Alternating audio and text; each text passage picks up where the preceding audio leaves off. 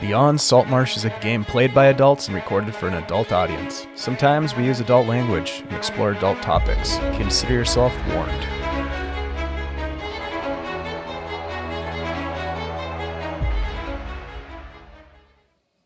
Engage Dungeons and Dragons. Hello, everybody. Welcome back to Beyond Saltmarsh. I'm Dave, your humble dungeon master, and we're going to jump back into our campaign here with the Superior Adventurers Guild. Thank you all for joining us. If you're watching, we appreciate it. I know that you're not here to listen to me. You're here for this crew, my good buddies. Hi, fellas. How you doing? Hello. Hey there, buddy. Yeah, we're doing good. Yeah, that's what I like to hear. I like to hear. We're all here. We're ready to play some D&D, whatever's going on behind the scenes, whatever. We don't even care about that anymore. We're going to F up some S and have some H. Whoa, just kidding. Wait, I'm more just worried about why you edited that. Like, what? Yeah, what's the H? what is the H that are we gonna play hockey? I was gonna say that we were gonna have an H of a GT. Oh, I got screwed up. Heck of a gin and tonic? Sure, why try not? Though. Yeah, I tried. Gin and tonic right about now. Makes sense. I'm gonna workshop that for a while, but in the meantime, let's introduce ourselves. Starting with the fella to my right, Andy. Huh? What? Hey there, what's up, everybody? My name is Andy. I'm playing Rhunar Deg. Are we 9th level yet? No, 8th level human. Well, I am. Sometimes dual sword wielding Battlemaster fighter. Whoa. And captain of the Good Buddy. And yeah, I can't remember what we're going to do this time, but it's going to be awesome. Kick ass. And No, Absolutely. Don't worry, I got you.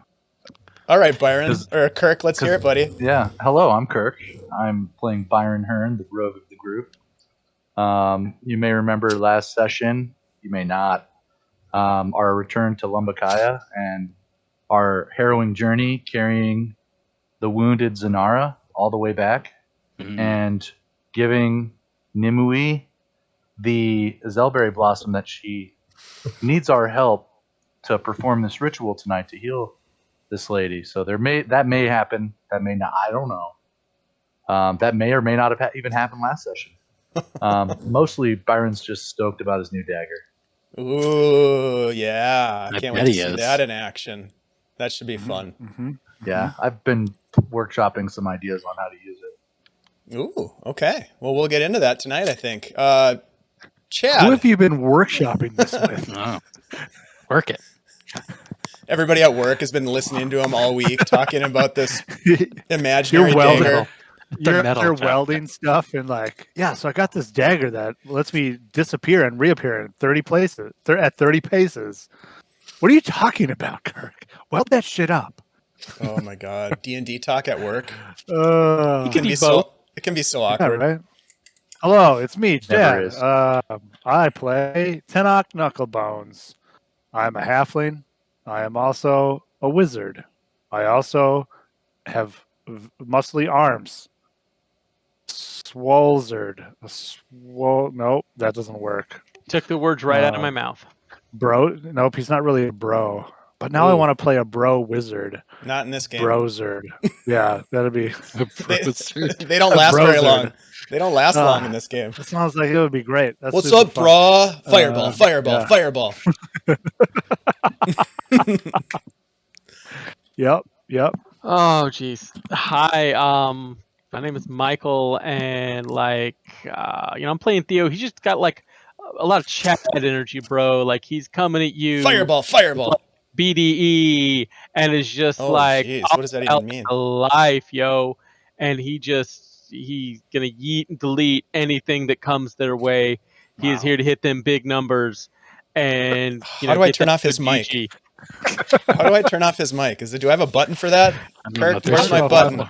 I screamed in Discord, I am unbannable, I am unmutable, I cannot be stopped. Oh my I don't gosh. know if I'm more impressed or scared right now. A little bit of A, a little bit of B. You should be scared.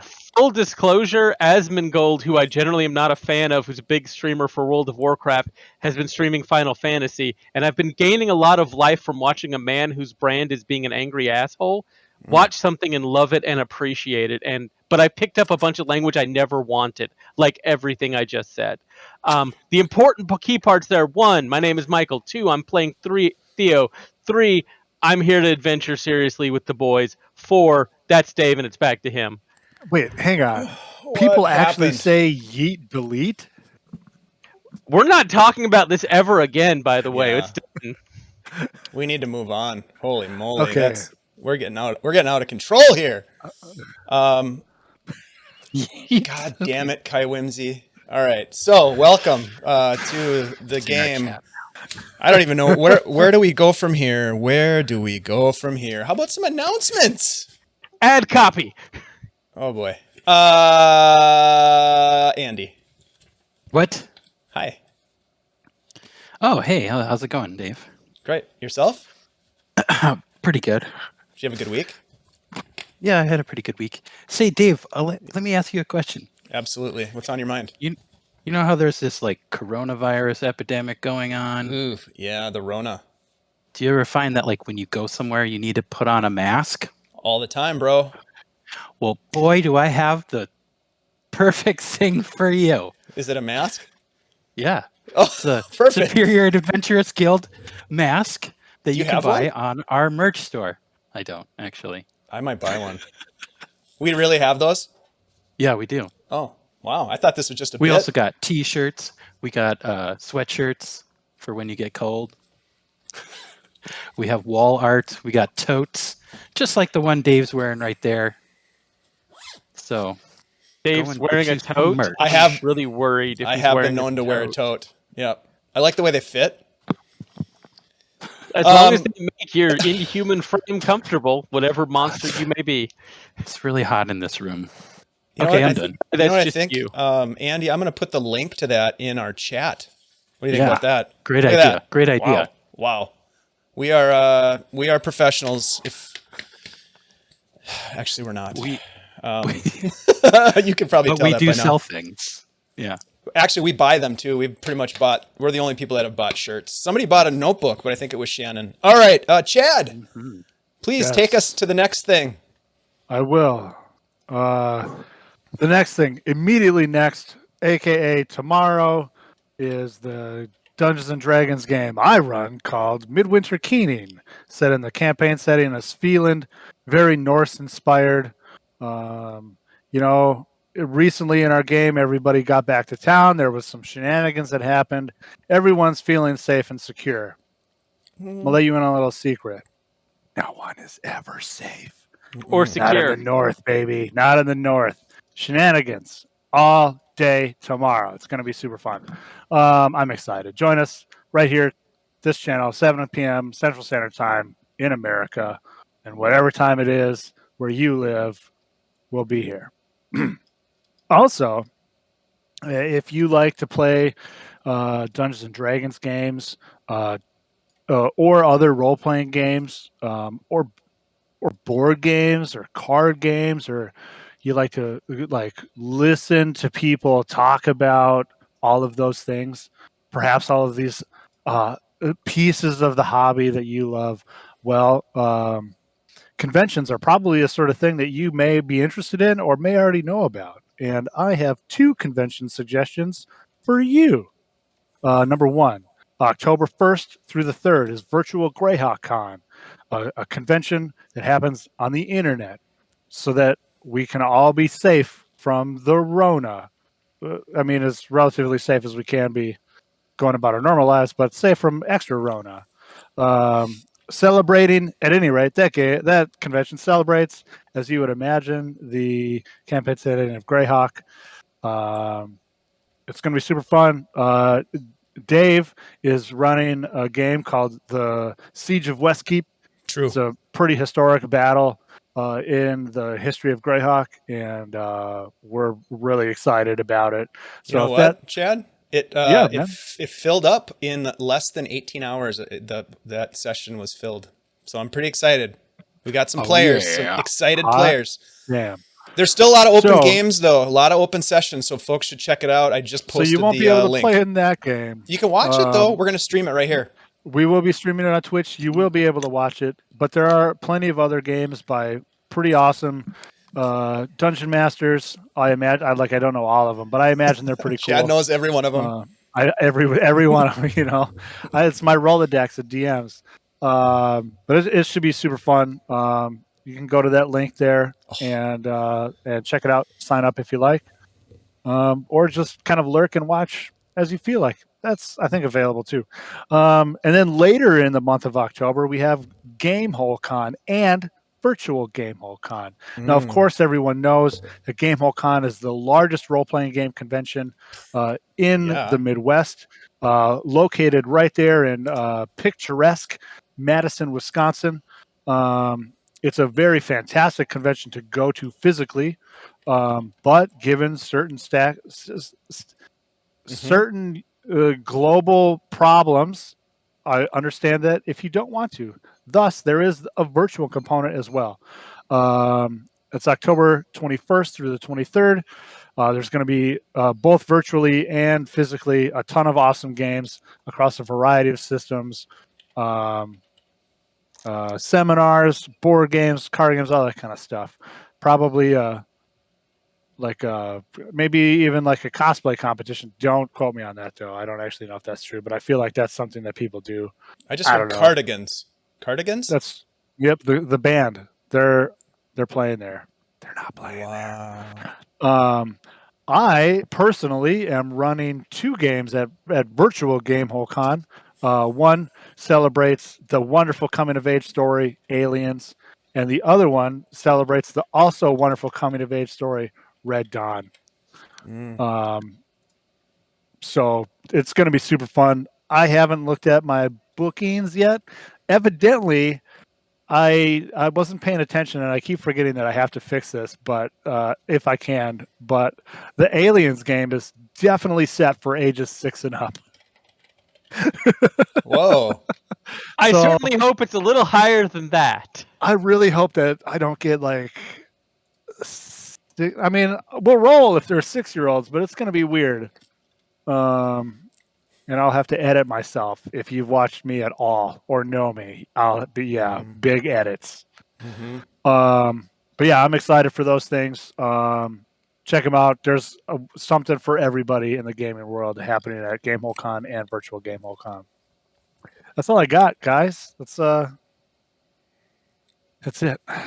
Guys, I don't know if you're aware of this, but this stream, Beyond Saltmarsh, is sponsored. Yeah, it's true. We are sponsored by an amazing team of content creators at CZRPG. These folks have been gracious enough to be our campaign sponsor for this season, and we appreciate you, Christian, and your team. You guys are creating some rad content, bro. They do all kinds of 5th editions, Dungeons & Dragons content, including settings, adventures, map packs, player options.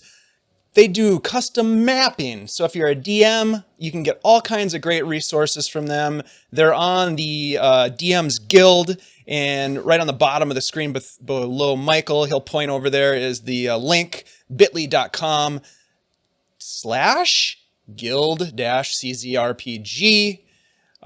Theoretically, we could have had that ready to pop into the chat, but I'm not ready for that because I'm busy reading words that are on this page, and that wasn't on here. You guys, tonight we're giving away something really cool. The Ultimate Wilderness Map Pack.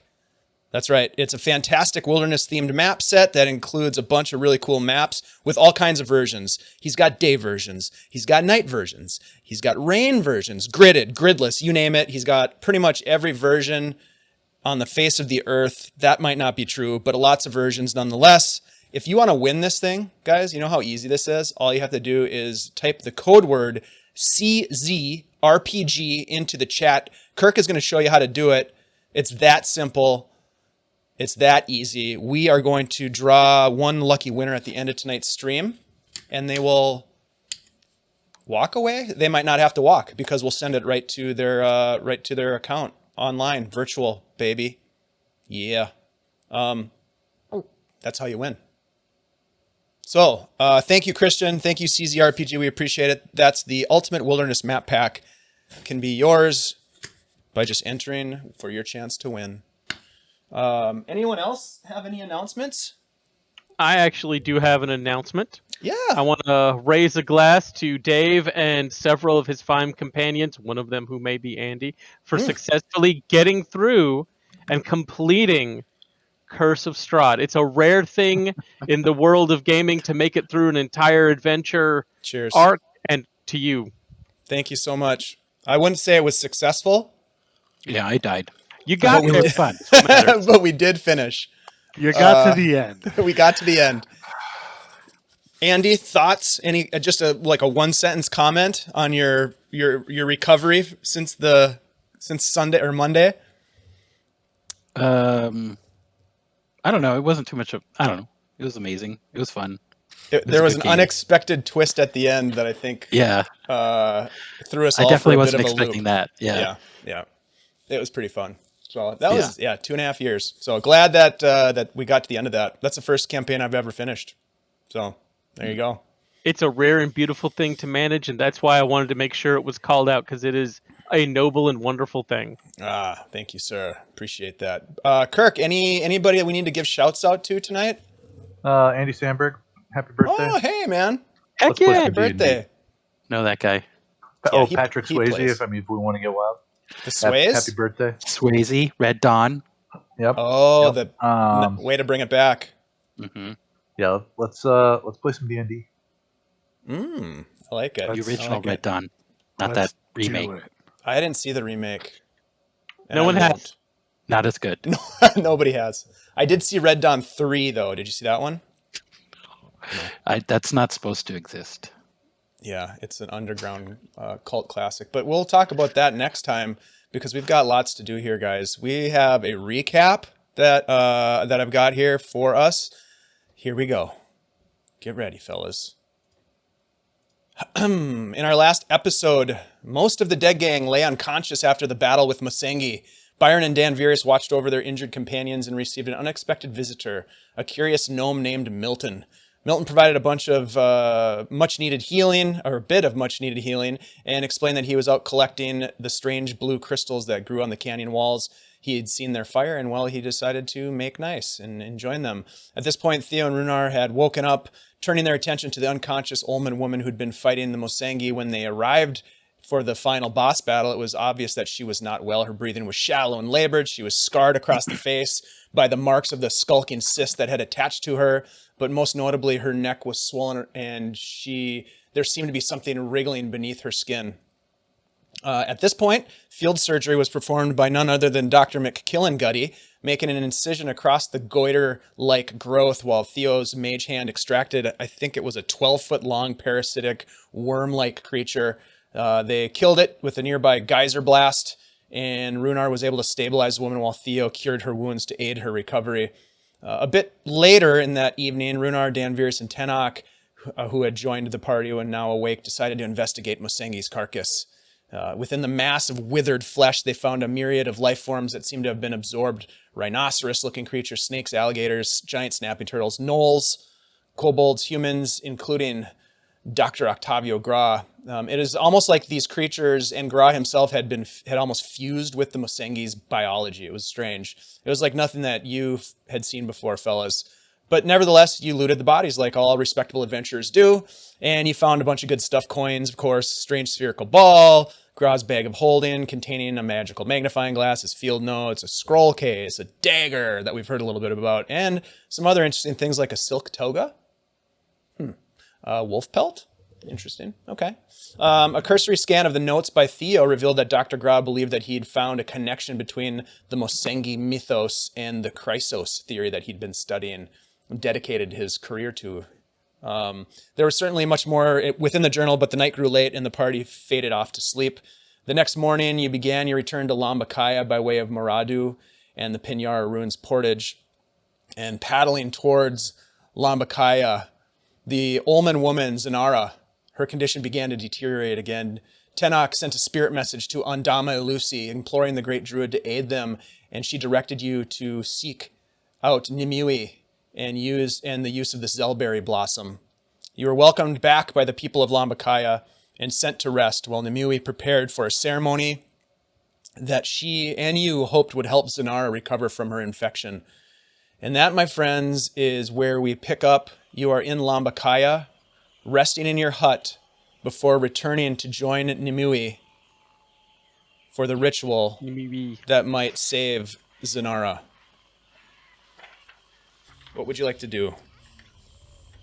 I would like to save Zanara.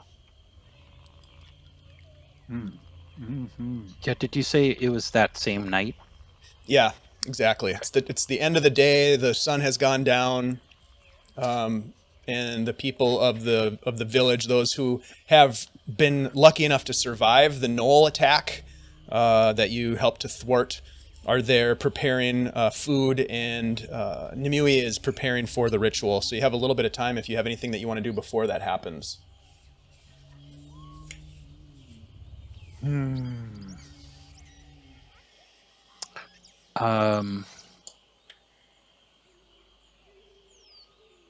How long has it been since we notified the boat? That was like before the Pinyara ruins. I think. Yeah, it's Didn't been we- like 3 days. Yeah, I think we messaged them Maybe as we were 4? going into the cauldrons, didn't we? Yeah.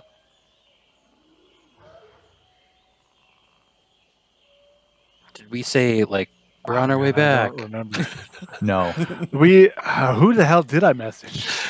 Oh, I Amir messaged. Alphonse. It was Fritz. It was Yeah, Yeah, you Fritz. No, messaged yeah. Fritz. That's right. Yeah, but I messaged on Dama Lucy like yesterday.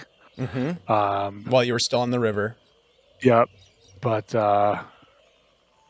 It's been a few days, and you Yeah. might have a hard time remembering that in character as well, Yeah. based It's been a on long everything. couple of days. Exactly. All right. So, how long do you think we'll be before we head back to the boat? We're only about a day away from the boat, aren't we? Yeah. How far in was Lumbakaya? 2 days. Oh yeah, we did camp once. Oh yeah. Call it That's, free to be and safe. that's assuming paddling upstream is going to take. Well, and then we'll be paddling upstream against the current, right? We'll be paddling upstream. No, Right? I think we'll be No. going with the stream. Downstream. So it'll be quicker. Okay. So we won't. I mean, we can paddle to gain speed, but I think we'll already be moving quick. Yeah. I guess I don't remember how fast. I don't know that we ever really talked about how fast the current was, but I don't know. We'll find out, I guess. Tenoch, would you be open to messaging Fritz again and giving him an update that we're still alive? And that we have a lot of money.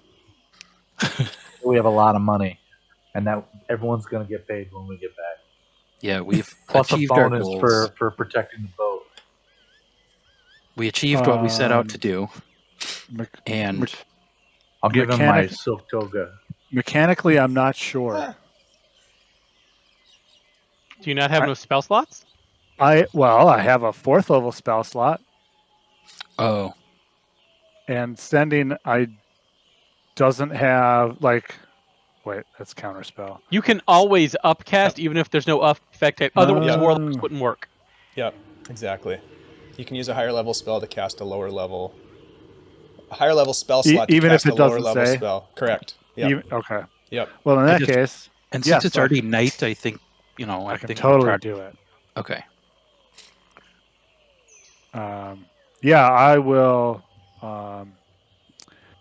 make my little origami bird out of a leaf and tell it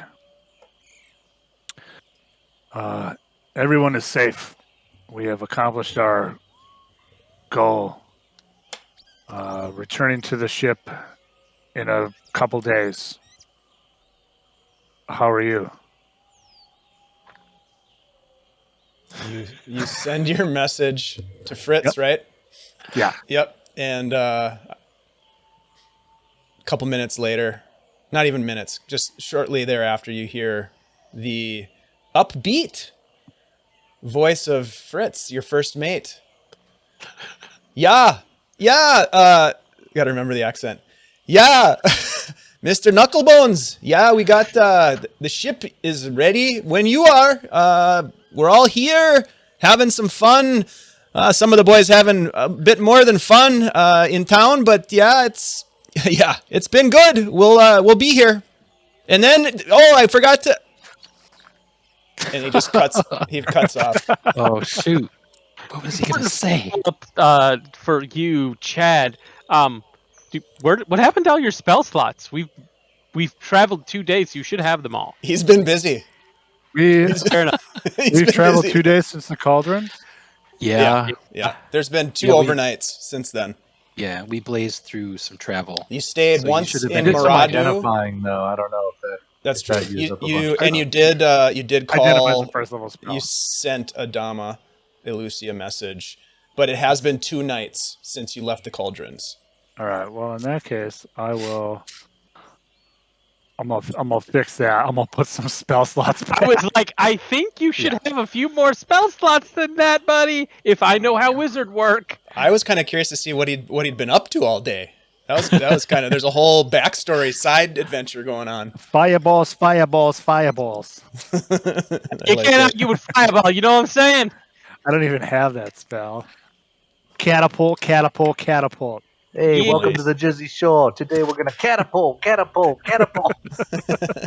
catapult all day up in here. Sometimes we send a sending to someone and say, hey, bud, prepare your balls. And they're like, well, for what? And they're like, boom, catapult. We got a situation here.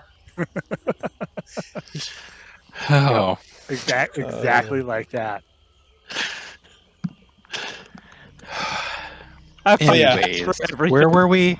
You're breaking the game. Something- But yes, you you Game do hear breaking. back. You hear back from Fritz. Okay. It's just like every 20 feet, I'm casting snare. Mm-hmm. No. Yeah, I will relay that. Captain, the boys are. The ship is ready. It sounds like there's probably shenanigans happening. Figured as much. You know how sailors get. Yeah. Captain's away. The seamen will play. That's true. one way to say it. Yeah. Catapult.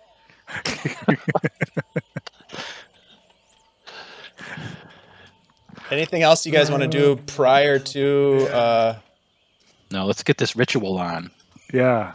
Okay. I mean, if we're gonna rest through the night first, you're gonna not randomly first. see. Are we gonna do the ritual before we go to bed? Yeah. Ooh. Nice. That's the way I understood it, right? Yeah. Yeah. Well, she's preparing for the ritual this evening because the situation is dire with Zanara. Yeah, It's- Zanara. It's Yeah. she's Okay. not stable anymore. You saw her condition deteriorating quite substantially as you returned Yep. to Lambakaya. So Okay. For some reason I thought it was happening in the morning. So, no, I'm not gonna do what I said I was gonna do, which I didn't say. So it's okay. all right. I'm going to do another sending. I'm going to do that one tomorrow. Never mind. I'm going to do that one in the morning. Okay. Anybody else want to do anything else before rejoining the villagers? Okay. You look around at this point. You notice that Dan Virius is gone. He hasn't been even involved with this conversation. And as you step out of your hut, you make your way to the center of the village. If you recall, there is a rather large fire pit where they cook communal meals. And there are people. It's much less celebratory than and festive than the last time you were there. You had been sort of treated to a hero's feast, if you will, after defeating the gnolls and bringing some of the captives back. But you do see a couple of familiar faces. You see a man rush forward, a man by the name of Rolstaff, who you recall was one of the captives at the Gnoll bandit camp, and he comes back up to you and says, "It's Master Deg. It's good to see you are back. Oh, thank you. We prayed to the gods for your safety, and it looks as though the Tuatha has looked upon you graciously. Good to see you." Thank you. How's it going here? Adjusting. It is a different lifestyle here than Moradu, but we'll make do. Yes. Thank you. Yeah. And he kind of shakes each of your hands, and he's a little overly gracious, but you know, you guys are heroes in his mind. And you see a couple other people that you recognize. Haven't been any new arrivals to this town. It is pretty remote, but you do see Nimue.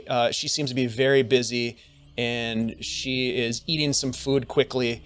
And people come to you with bowls of stew, just small bowls of stew that she encourages you to eat quickly and gather your strength. She comes to you and says, It is time. We must do this.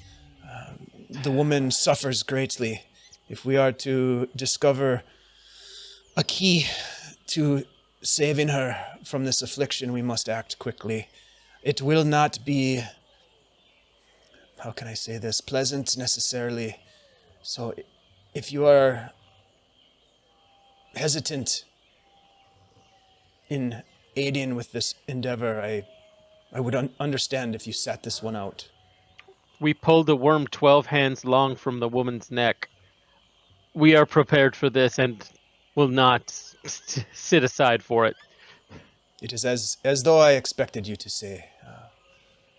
Please come. And she takes you to a different hut that you have not seen before, and it's back in the woods. You follow her through the woods, down this narrow path. It's not very far, but you get outside, far enough outside the main village area where you don't hear the sounds of the people. You hear more of the sounds of the night jungle. And there is a fire burning inside the hut as you enter into it. Immediately recognizing that Zanara is laying down on a bed of blankets, and she is motionless, but she is sweating, and you can see that the rise and fall of her chest as she breathes is erratic. And Nimue gestures to you all to sit, and she says,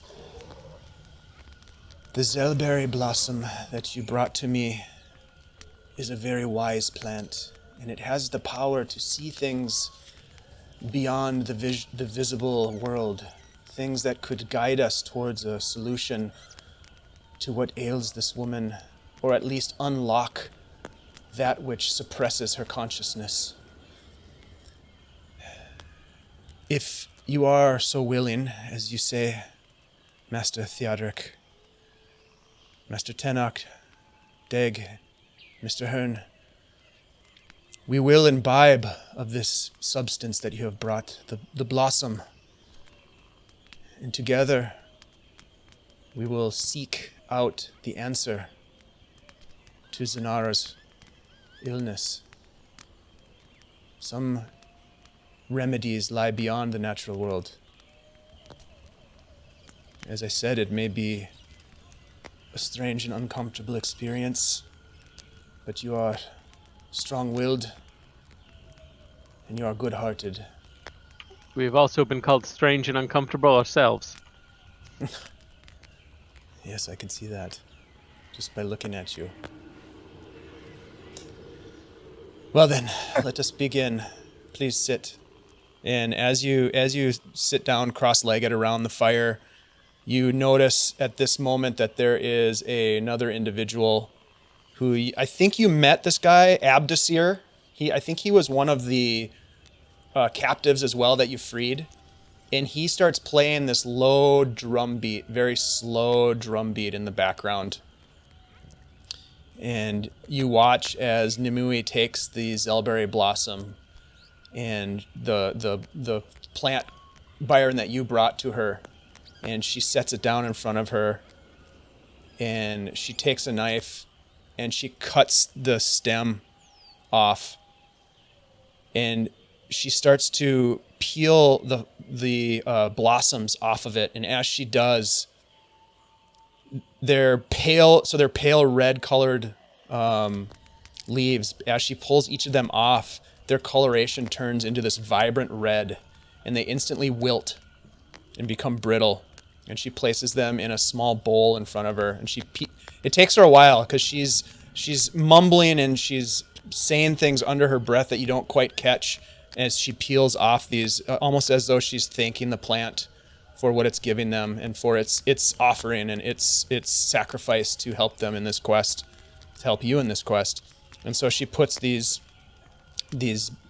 wilted, blood red almost leaves into this small bowl, and she starts to grind them up into coarse flakes. And then you watch as she reaches over and she pulls out a small jar, and inside the jar is this bright green mushroom, and she pulls it out and she holds it over the bowl, and she says to you, "The Zelberry blossom is wise indeed, but the Somnium Fenestram is the activator." And she taps the cap, this green cap, and you watch as these green spores just barely able to sink in the air. It's almost like they want to float, but they gently fall down into this bowl. She continues grinding it up, and all the while, Abdesir is got this low drumming going in the background. She then takes this ground up substance, the spores and the coarse flakes of the Zaleberry blossom, and she packs them into a pipe.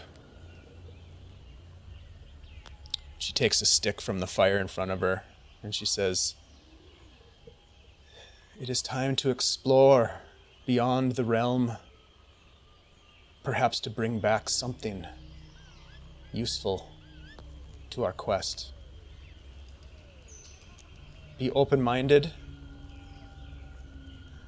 be careful, but know that you are safe."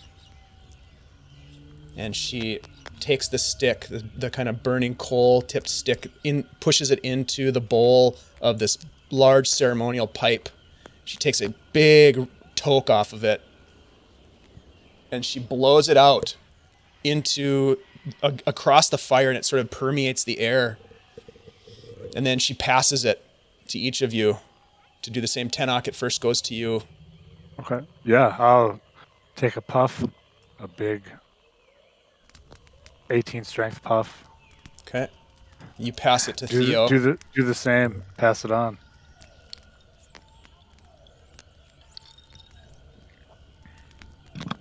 Theo's going to take a big old 18 Constitution puff, which is just long and goes on for far longer than you would imagine it, and then just a slow meditative exhale that also goes on just a little bit too long, and then passes it over to Byron. Oh man, Byron's gonna take a 14 charisma puff. He's gonna seduce that pipe. He's gonna fill his lungs up, and then he's gonna hold his breath. I'm not so sure I want to go after Byron. Hand it over to Rhunar. I'm gonna take my shirt and wipe it. He just after he got up. all charismatic on it. Yeah, I'll just take a big hit. Okay, and you pass it back to Nimue, and she takes a second pull, a large pull. It's not an 18 Constitution pull, but it's a large pull. And before she exhales, she looks down and she kind of crouches over or bends over to Zanara and face to face, and she just blows it right into her face. And the drum beat starts to get louder as the flames start to grow. Nimue throws a couple sticks on, the flames rise. And within seconds, you start to see that the flames flicker in different colors. Green and red, blue, golden. and it's quite beautiful. That's the first effect that you sort of feel as the effects of this concoction start to take over your senses. I would like everybody to make a Constitution saving throw, please. All that smack talk a minute ago, here comes that natural one.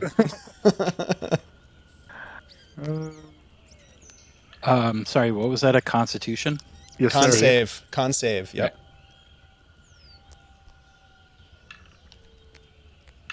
13. Which somehow makes me leader of the pack. Holy Yep. What else? Me and Rhunar both got 12. Okay. 12.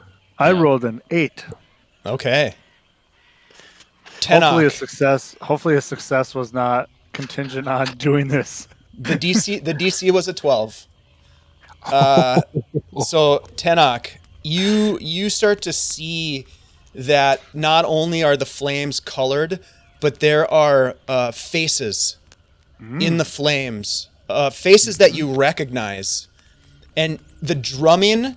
You can't hear the individual drum beats anymore. You start to hear them as one long droning sound. You are not uncomfortable at all, but you start to notice, and you're the first to notice, that things are changing. You do, however, get sick, and you vomit off to the side, nonchalantly if you want to, or whatever. And Nimue kind of reaches her hand out because you're sitting right next to her, and she puts her hand on your knee, and she says, "It is okay, stay with us. It is fine." She reassures you. I just look at her, just Yeah. eye-eyed. Yep. Brr. Yep. And when you look at her, hardly seen at all, really. you look over at her, and this is the first time you've kind of looked at anybody around the circle, and you just see she's just radiant, and her hair is like flowing out around her, and everything is just sort of like shimmering. And the rest of you, almost. exactly like you're underwater. The rest of you start to get this too. Tenoch was the first one to feel those effects, but all of those effects start to go into you as well. You don't get sick from it, but you start to feel and see and hear the effects of this magical, powerful, wise plant. And you don't know how much time goes by at all. It's very difficult to tell, but you look around, and they look first to Byron. You look over at Byron, and what's Byron doing? He's kind of like salivating a lot, licking his lips a lot, kind of watching the flames. You know, every once in a while he sniffles.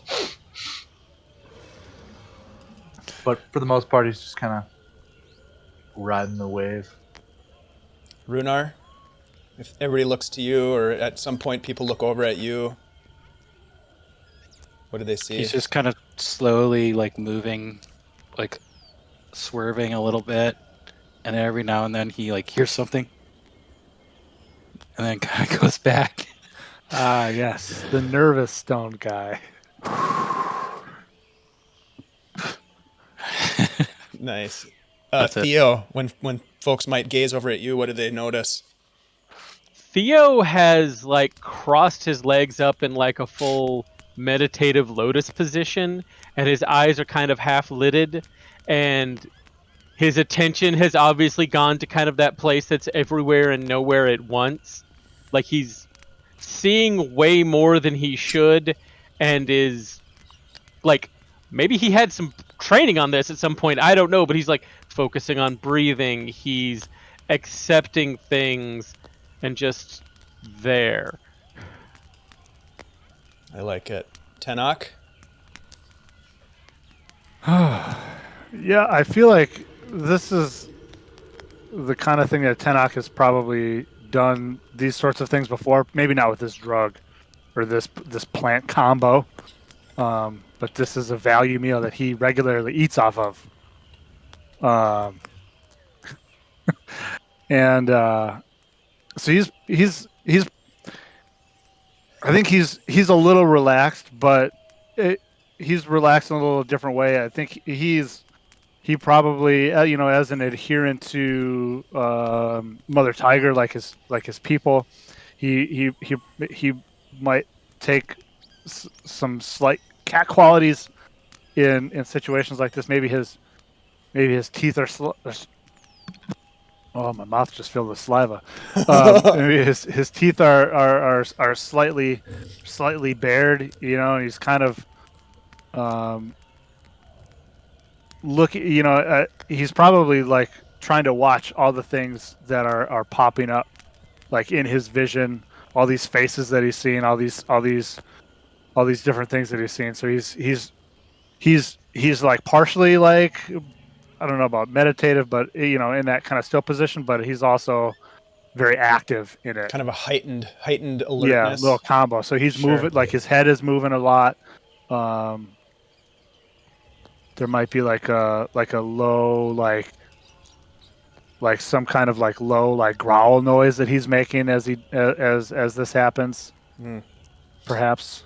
As this is happening, Nimue reaches out to Tenoch, and I think Rhunar, you're on the other side of her, and she grasps your hands sort of reassuringly or gently, and she says, "The senses will distort our true ability to see, to hear, to smell, to taste. We will go beyond that this evening, this night. We will all go together." And so she sort of starts singing at this point, and she's singing this melodic song. And as she's doing that, I would like everybody to roll a dexterity save this time.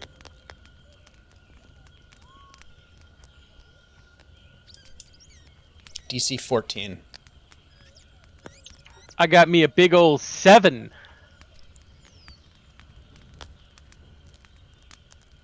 $15 for Rhunar. Come on. Hey, 14. And I got 12. Okay. Theo, you are the first to feel this. It is like a buzzing sensation where you were at one point calming yourself and breathing. It starts to kind of get away from you a little bit, even though you've perhaps, like you said, had training in this before. This is something more powerful than you've ever ingested. And so your body starts to vibrate with energy.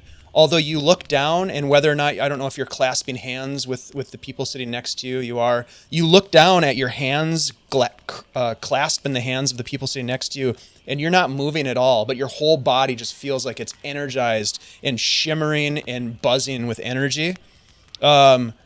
You also feel as though there's a sense of disorientation in terms of like your balance is off, and you're not quite sure if you could stand right now. But you're holding on, and it's more intense than you've ever felt. The rest of you feel this intense buzzing sensation, this vibrating, like the electrons in your body are going twice as fast as they normally do around the center, around the nucleus. But you don't necessarily feel disoriented. It feels like it's drawing you forward together.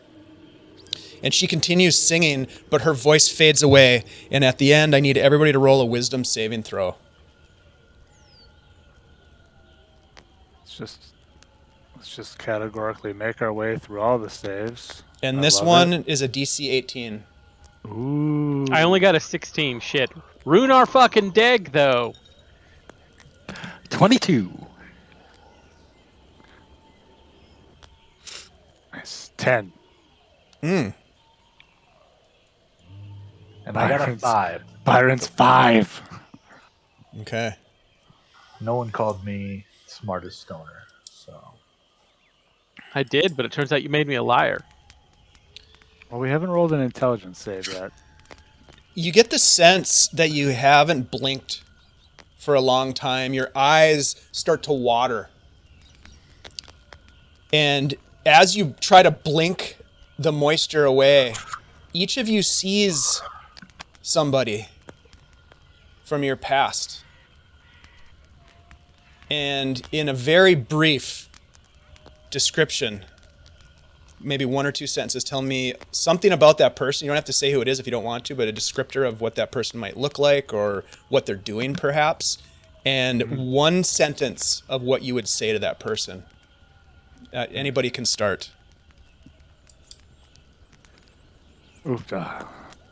Doesn't have to be super extensive, but who would you see? Yeah. Like, what would who would your character see in that moment? Theo, I've got this one actually. Sees a tall elven man with the same dusky hued skin, but blonde hair, walking through a door into the night, and he just kind of grits his teeth, and his voice comes out. It's like, I am still good enough, whether you saw it or not. Ugh! Okay. Nice. Anybody want to go next? Byron sees almost like a father figure in the form of a half-orc fisherman with a hook for a hand, and he's reeling in a large fish, and he's smoking a pipe while he's reeling this fish in, and he kind of looks over the side of his shoulder and just says, "Come on, pick up the pace."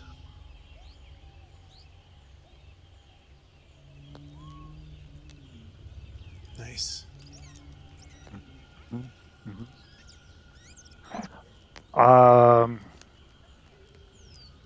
Tenoch sees his probably perhaps his mother as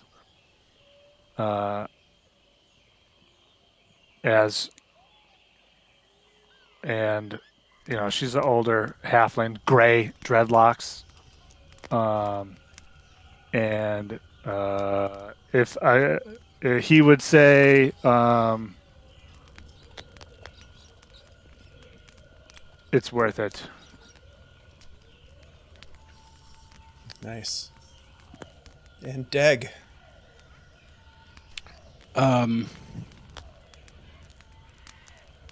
He sees a friend of his from when he was a soldier, handing him a dagger. His name was Farron. And I just reach out and take it from him. And then it's just fire everywhere. Okay. Theo, or go ahead. Do you have a question? Do we also see Spiritual Kitty? There's always a spiritual kitty milling about somewhere. We know that after this many episodes of Beyond Saltmarsh. But Theo, as you make this comment to this individual in your vision,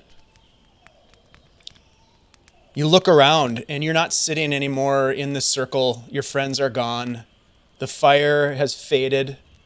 The sounds of the jungle have faded. You find yourself standing motionless at the center of what appears to be for all intents and purposes, a bustling military encampment. Men of exceptional posture stride past without a glance in your direction, and it would seem at the behest of some noble errand. Colorful tents adorn the camp with heraldry flapping against eager standards above them.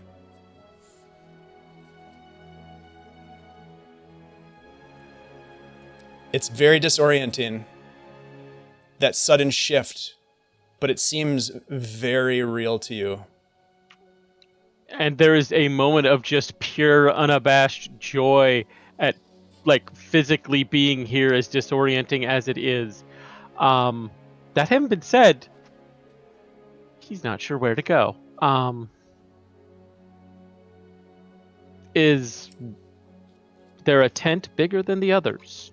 Roll a perception check for me.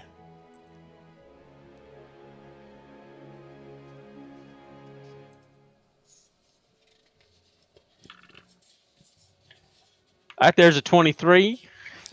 There are many tents surrounding this encampment, one of which is larger than the others. Above it flaps a deep blue standard. Upon the standard, a crowned sun, golden and brilliant.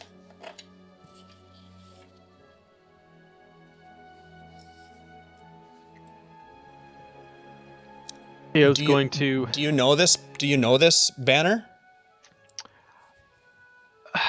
I feel like I should. Theo just as importantly feels like his should and feels called towards it.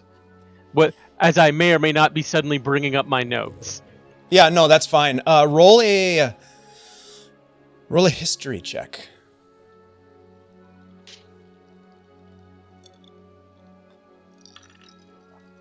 That's a 22. Wow. Damn, dude. These are All really right. good drugs, man. It's good stuff. It really is. Yes, you definitely recognize the standard as the symbol of the Great Kingdom. Next to this larger tent are other similarly adorned tents with other banners. Roll a d20 for me.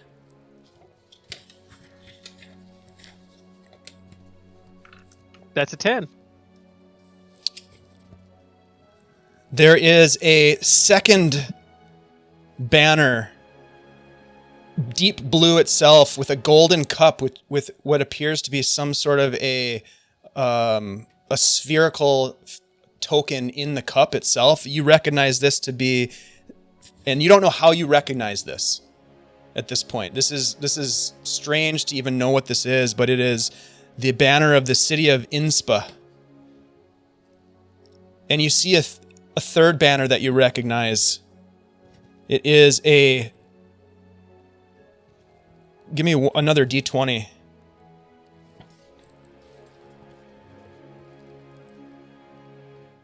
Somehow it's also a 10. Should I Okay. re-roll? Nope, we'll use it. There is... Okay, there is a red banner with a white sash diagonally across it. In the middle of it, a similar golden sun. You know this, for some reason, to be the symbol of Capert Bay. And there are other banners that you are unfamiliar with, but for some reason, these particular standards jump out at you. Being disoriented, but in a vague sense, kind of having some dream logic going on as things are just being known anyway. Theo is going to proceed slowly towards the large tent with the banner of the Great Kingdom. Okay.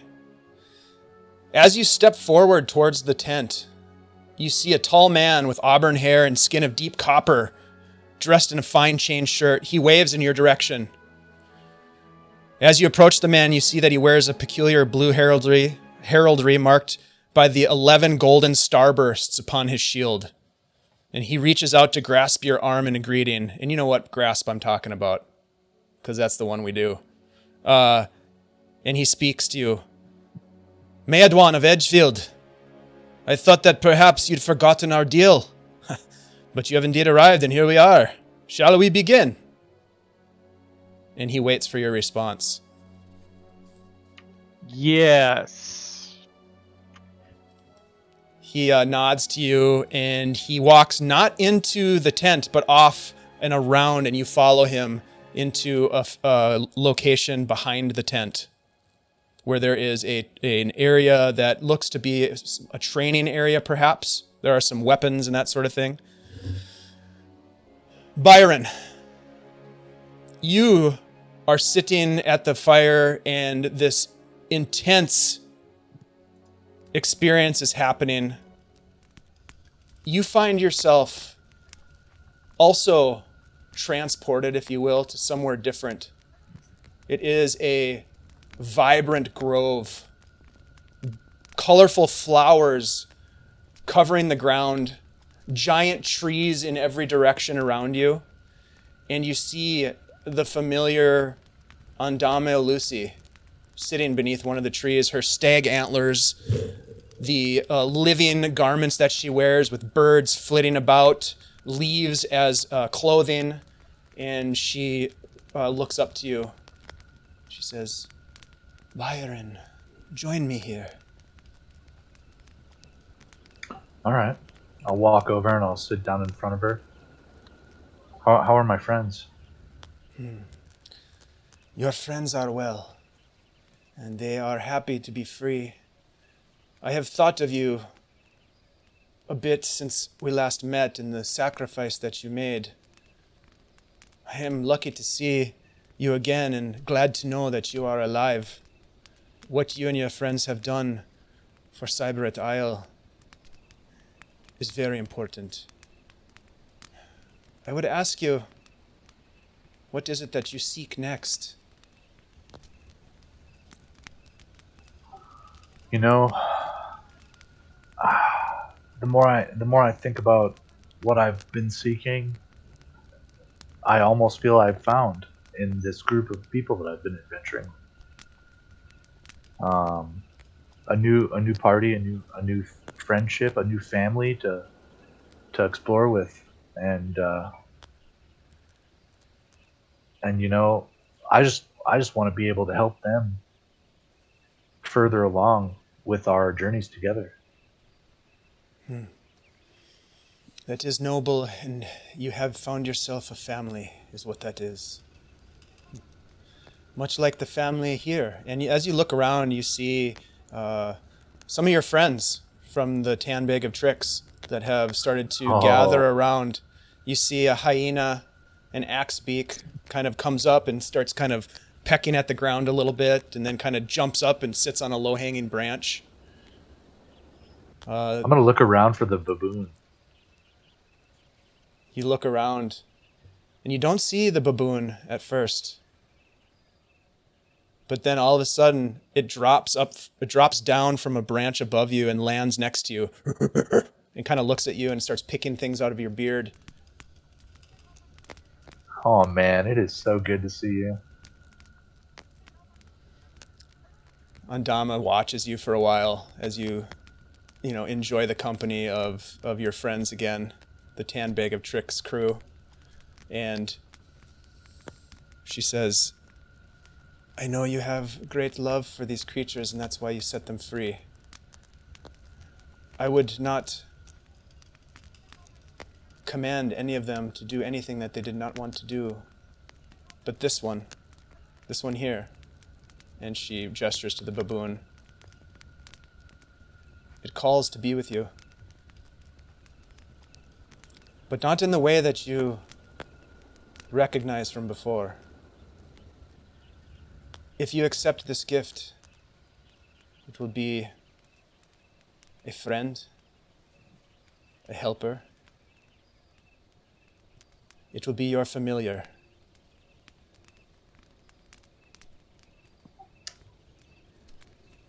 I would be honored if you traveled with me, baboon, who I will now name Chuck. Chuck the baboon. It's fitting. And it is fitting because as you're watching, I wasn't going to do this, he shits in his hand and chucks it into the woods. This is what they do. God dang it, you are so perfect. I'm going to give him a high five. He high-fives you with the hand. He knows it, yes!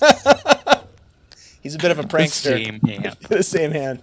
He's a little bit of I'm a not worried trickster. about it. Yeah. So you have this time of revelry, and Andama, spends some time with you, and you have some time to ask her questions if you want. We're going to come back to you. Cool. Tenoch. Mm-hmm.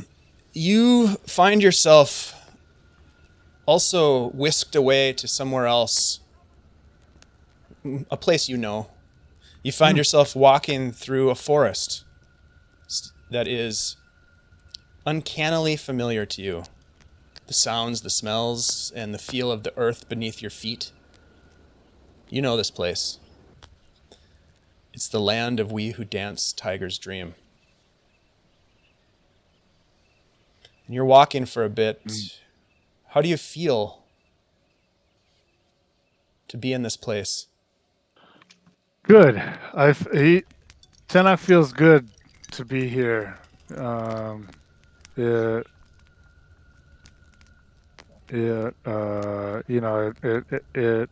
it fills that nook of longing that he has. It probably feels a little sad as well. I think he probably also like realizes that this isn't. It's not like he's here, and he knows that he can't necessarily like go back. But it still feels good. There's like a little smile, not like a big smile, like "Hey, I'm back," but like a little smile on his face as he touches plants and smells. Should this be a full sensory vision? Oh, it is. It is 100%. It seems as though it's real to you, and you've been on vision quests before. You have communed with wise and powerful substances in your days, and you know what this is. Mm-hmm. It is a divination. It is a dream. And as you are fully realizing that, and you are experiencing the world around you in this vision quest, you feel her presence before you see her form. Walking beside you, you hear a low rumbling purr. And you look over, and when she's on all fours, she's taller than you are. Mm-hmm. In this vision. She is a large cat. And you follow her lead, winding your way through the jungle to a steep precipice overlooking your homeland. And in a familiar mixture of Halfling and Ullman and Sylvan, it's like this melding of languages that your peoples speak, unique to your tribe. She asks, "What is it that you seek, Tenoch?"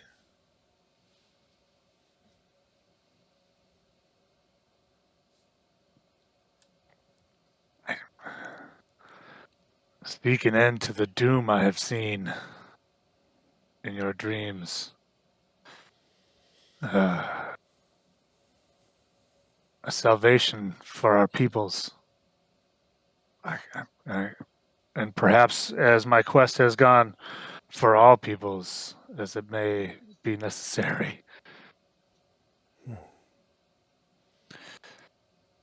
The strength to bring about such a thing. To keep my friends safe.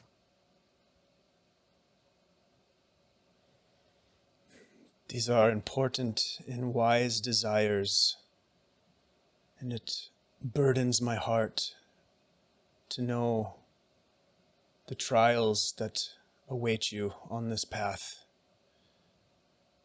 And she says, "Gaze upon this vision." You've heard her say this kind of thing before as she's revealed things to you. We're going to switch over to Rhunar for a moment.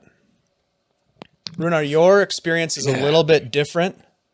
You don't find yourself walking in any familiar place or communing with some higher power.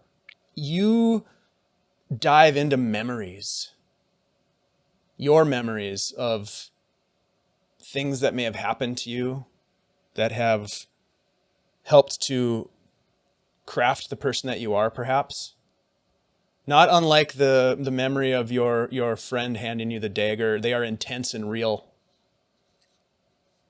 And you get a sense that in reliving each of these memories, it reminds you of something that you could become. Do you have any sort of, in particular, memory that's elicited as this experience courses through your psyche?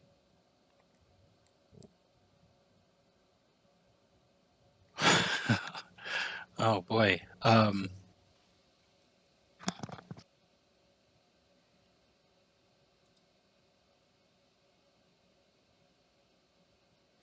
Maybe just the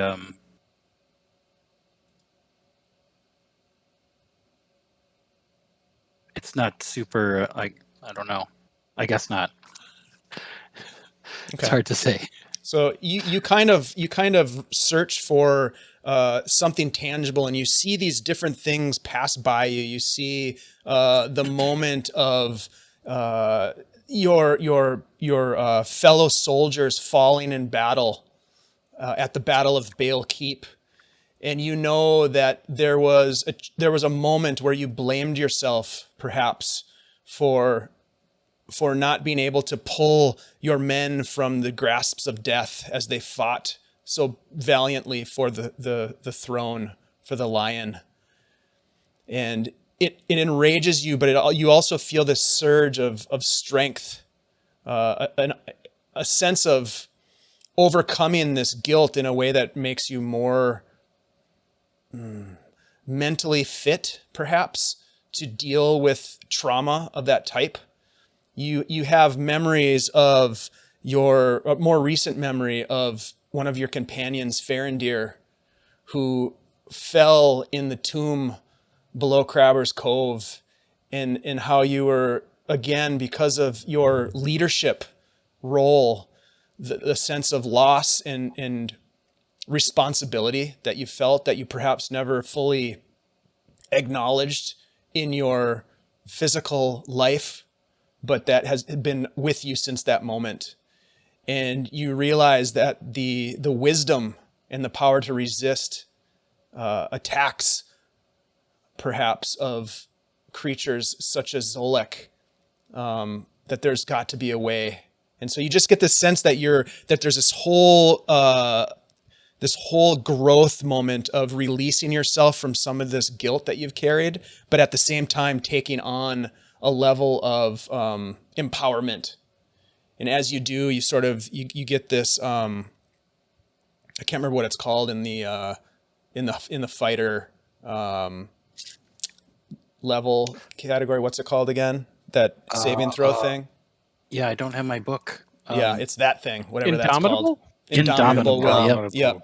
So it's the indomitable. You feel this surge of strength, both mentally, physically, that sort of empower you and allow you to release some of the, like I said, some of maybe the guilt or the responsibility that you've felt, and it empowers you to perhaps do better or to do more or to resist those feelings in the future. We're going to shift over to Theo again. So you start to work on a bit of sword play with this individual, this knight, and it's fairly simple stuff. And he is kind of testing. You're essentially warming up and having a conversation in a sense. He's doing most of the talking as you're sort of trying to figure out what's going on. He says, "Mad One, the world is a deadly place, filled with challenges and trials for those who battle for justice. For those who defend the weak and innocent, members of our order should always act with honor and chivalry and uphold justice. Danger is to be faced head on, yes, but with calm and resolve. Would you agree?"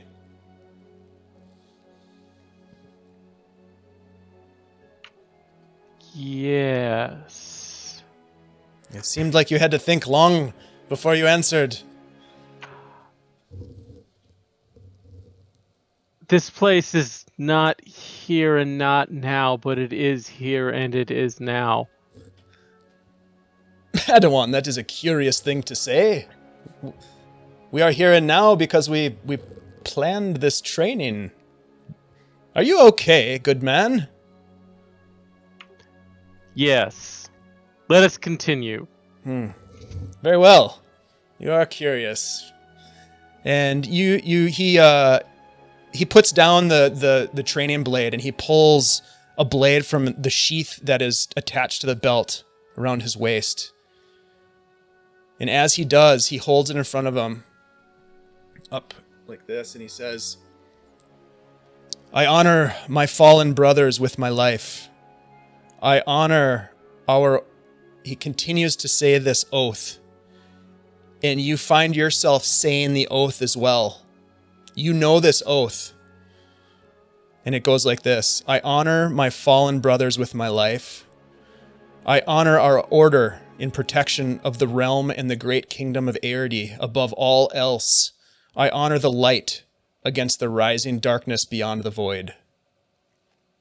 And you recite it with him. And as he says it, you watch as the blade that he holds glows a deep blue, and this lattice work of runes is illuminated, and the glimmering metal of the blade shimmers before you. You know this blade. That's a Kalistani. It is. There's a good chance that you may know who this individual is. But you do know, regardless of that, you see Kalistani. You know that this oath that you just recited is the oath that you swore on the beach when you accepted the sword. The training goes on as you'd expect. You get hit with a rather hard blow that knocks you to the ground, but this jolt of crackling blue energy from the sword ripples across your armor, piercing your skin with a searing sensation of electricity that lasts but a moment and is gone. You are shaken. And your instructor tells you what this is and gives you instructions on its use. And he says, someday, Madouan, someday. And he reaches out his hand to help you to your feet. Theo will give him the full clasp to hop to his feet as well. As you grasp his hand, the image fades. Byron, you sit before Ndama Lucy. She casually plays with the forest creatures about, feeds the birds that alight on her hands and her shoulders, giggles at some of the shenanigans that unfold as the creatures roll and tumble, and it's very amusing and it feels nice. She gives you a chance at this point to ask a question if you so choose, or not. It is up to you how this vision plays out. Do not pull a Theo here. Andama, Yes, I know you have powers that you haven't shown me or my friends yet, and I know how I will never understand. But I suspect that you know more about me than even some of my closest friends, and perhaps there's something you could help me with. I would do what I can. I'll reach into my bag and I'll pull out the book of magical arcane studying, Mm. and I'll flip through it a little bit, and I'll scoot over next to her and I'll sit like right next to her, and like hold the book up and be like, so I'm like flipping through these pages, right? And then I'll reach into this other book and I'll pull out Dralion's journal, and I'll be like, and I'm flipping through all these pages, right? And then I'll reach into my book and I'll be like, you know, some of this has to make a little more sense to me. I know I can do it, and I've been having some difficulty focusing. I think it's these bugs in these woods. So there's a couple of things you could do for me. There's one thing especially. If you could help me understand this a little better, or at least get these bugs to leave me alone, so that I can actually focus. That is one thing I can do to help you. She giggles. You do know Byron, that their love for you is not out of malice or hatred. I know, it's because they're hungry. They're bugs. I get hungry all the time. They want that sweet meat. She says,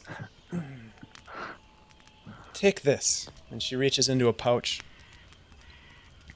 She pulls out this stone. She holds it up. It is a brown stone. It doesn't look special whatsoever. It just looks like a stone she just picked up off the ground, but she came out of a pouch. And she hands it to you. I'll hold both my hands out and I'll take it from her, and I'll like hold it up to my face, like, whoa. Take this stone and hold it with you, and you will be relieved of the harassment. Good luck, my friend. Thank you, Andama Lucy. Thank you for my friends. And I'll stand up and I'll just walk away from her.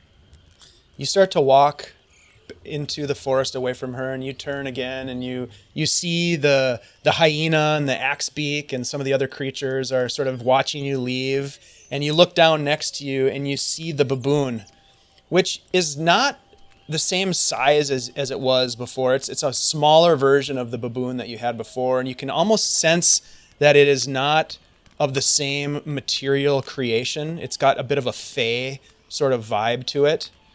And it kind of reaches up and it just holds onto your hand as you walk into the forest. And eventually the forest becomes blackened, and we're going to come back to you because we're going to go to Tenoch. Tenoch. Mm-hmm. Mother Tiger purrs as she listens to you and to your desire, a noble desire. As you gaze upon the valley, sitting atop this precipice with her, you watch as flames start to pop up in the distance in this valley. Flames that continue to burn. You see the forest catch fire. And she says, "Be not afraid, but be vigilant." More fires erupt. And now you can hear in the distance cries of your people. You know this valley. This is the valley of your home. There is this tear that ripples hundreds of feet in length from top to bottom. It shimmers, this strange dark energy that starts to flood forth. And you hear Mother Tiger's voice. She says, "Tenoch, beyond the Doom Gate lies only chaos and destruction." And her words manifest before you as flames continue to burn across the forest, the cries of your people echoing through the valley. This terror starts to widen, a cosmic gate, if you will, and beyond it you can just barely see this sort of white, amorphous, writhing creatures that seem to slither beyond view and then lash out from the gate as if they're snatching up creatures on the ground of the forest.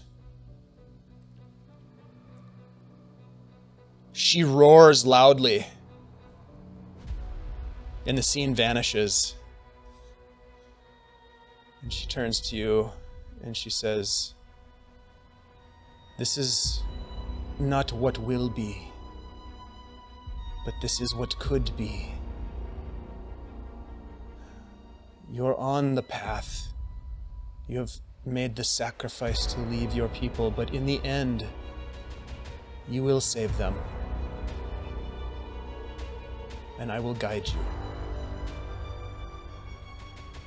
And with that, Wait. Go ahead. Did you want to say something? I was gonna say, yeah. We can't let this come to pass. As you mutter those words, things go dark, and you are pulled away from that scene. And we move finally to Rhunar. Rhunar, you are feeling high as a kite. You are feeling energized.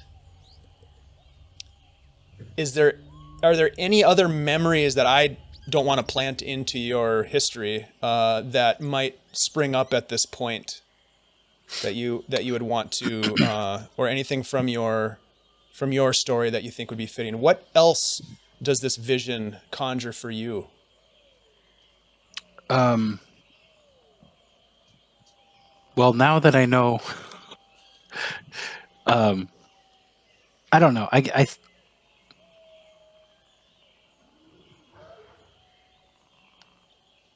don't know. No, I think I'm good.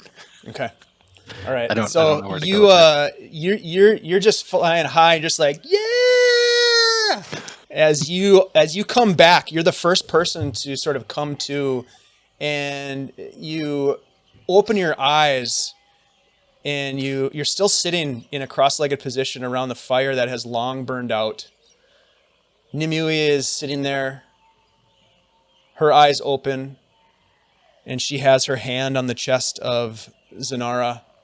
You look around as your friends begin to wake from the vision, and you can see the stream of sunlight coming through the cracks and openings in the tent as it is the next morning. You, Rhunar, feel absolutely energized by the experience, and you actually walk away with one inspiration point. Those of you who failed the final save, which I think was Theo, Tenoch, and Byron, you all will suffer 1 point of exhaustion for 1 day.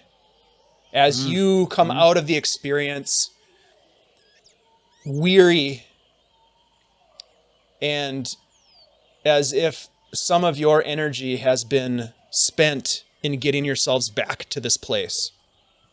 And you look down at the body of Zanara, and you can see that her eyes are open.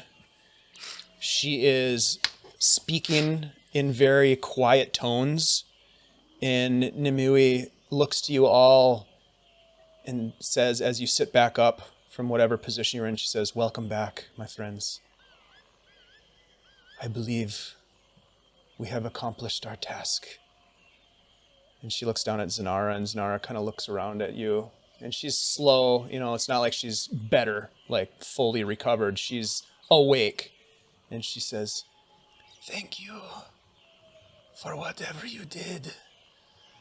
Thank you, my brother, Zandar." And Nimue sort of calms her down and says, we will get to that. For now, you must rest. And she turns to you and says, we will take a break, and she will be able to speak with us after our break, because we're going to actually take a break, and we'll be back in a break? couple of minutes. We're going to take a meta break and a real break in IRL. Is that what they say? This is working on a lot of levels here. Break So within many break. levels. We'll see you all in just a little short minute. Bye.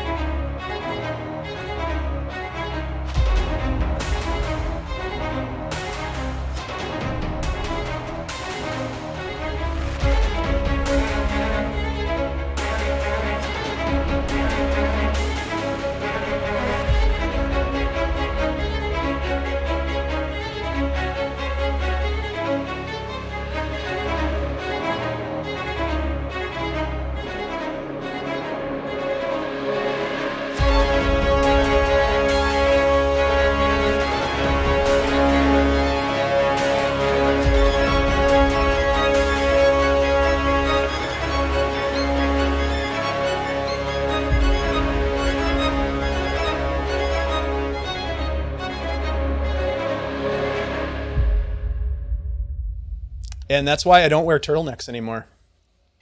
I just don't buy the story, because how would you find a dog that size at that time of night? Well, I it's don't a know. I think it one-time looks- deal.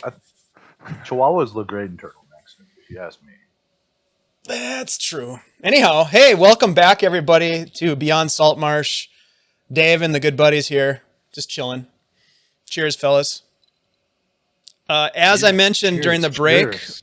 we have all, well, the editorial, have leveled up Rhunar, Tenoch, and Theo to level 9, Byron to level 8 as a rogue and level 1 as a fighter, correct? Yep. And what we're going to do now is take a little bit of time in game here to level ourselves up, and because I'm kind of curious what everybody's getting. And I'm gonna put the map screen on because we are going to at some point here roll some hit points. Roll of the dice, sir. Roll of the have hit rolled points. mine already. Oh, you did? Well, you I got son excited. of a pup. Well, You we're said gonna we could re-roll roll them. them, and I We're rolling rolled them. We're rolling them on. We're rolling them on the stream. So you're gonna have to re-roll them. But it's That was a pretty good roll. it was 7. And you should know better than to pre-game the roll. Do not do that. All right. Do not Wow. do that. Canceling Incidentally, what I've done so far. Incidentally, the background here is a map that that we created in Incarnate, but it is based on Anna B. Meyer's amazing Greyhawk map. If you haven't checked that out, I highly recommend you do that. I don't know if any of you guys are able to put a link to it in the chat, but she has got an entire world mapped. It's pretty amazing. And anyways, so this is patterned off of her cartography. So thank you, Anna, for the inspiration to travel far beyond Saltmarsh to Cybert Isle, which never even heard of it before, but here we are. We've spent the better part of 18 episodes exploring it, and it appears as though we've got more to do. Thank you for that. All right, so we're rolling some hit points. What do we got here? Byron, you finally rolled? You got a 4? I rolled the second time. I got a 4. Okay. That's because you rolled too early on the first one? I got super excited. I was all for it. That happens. Yeah, so go ahead and roll hit points. And, I'm curious if any of you are at that point now where you can tell myself and any of the viewers that are with us, what does it mean to level up in your class? Theo, are you ready to tell us a little something? Yeah, I just have to stare at the 8 I rolled on my D8 hit points. And, Oh, did you really? Wow. Yeah, which you can Hello. feel in my enormous constitution. That's 12 hit points. Holy. Rolled a 4. Wow. That's huge. How do you have a pretty high constitution for a necromancer? I mean, a paladin. I mean, It's important for any necromancer. right. Sooner or later, they try and eat you. Mm-hmm. No, let's see. It's level 9, so of course the proficiency bonus goes up. Mm-hmm. As a warlock, I got a new Eldritch Invocation, which, for those of you who were paying attention in the Vision Quest, was definitely Eldritch Smite, which is great because all of my spell slots are 5th level spell slots now as I'm level 9. So that's 68 on a hit. Holy Additional shit. damage, force damage. So, that's how you wreck a giant crab. Right? No more crabs for Theo. Crabs are never a problem. I don't get the fun. Oh, go ahead. I was going to ask, how many spell slots do you have now? Still at 2. Still Okay. only got 2. Yeah. I only get 2 for a while. Actually, next level at level 10, I would get 3. Warlocks max out at 4, but I get them back on a short rest, so I'm not complaining that much. Yeah. I also got 1 additional spell, which could be up to 5th level, which I did not take a 5th level spell. I took Spirit Shroud, a 3rd level spell, because as Tenoch has demonstrated, it's bloody amazing. And since I always cast as a 5th level, the damage gets foolish. UDA, baby. Oh my Yeah. God. Nice. And the one other thing I did is because you can technically retrain spells at levels.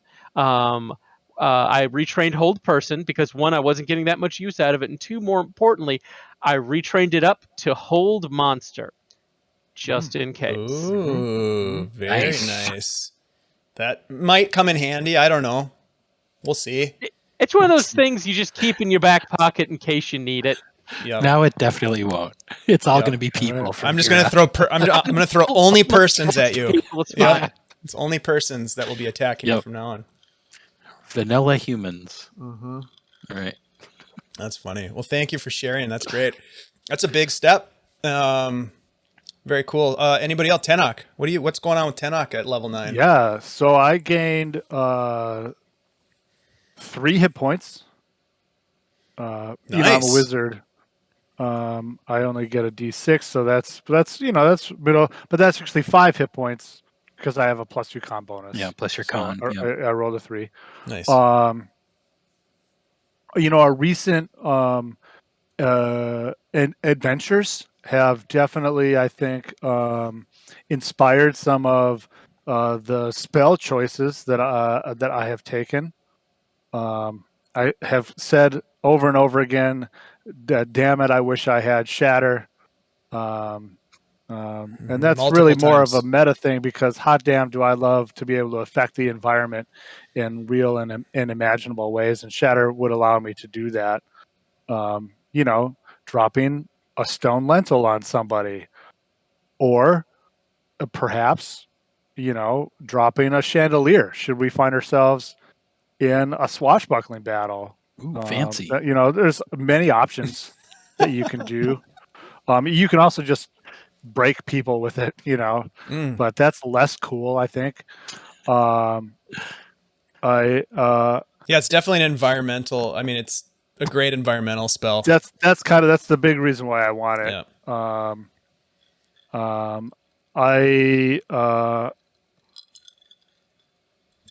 I would like, and I'm going to take for now what will be my new penultimate spell, my 5th level spell, Steel Wind Strike. Oh, I'm so boy. jealous of you.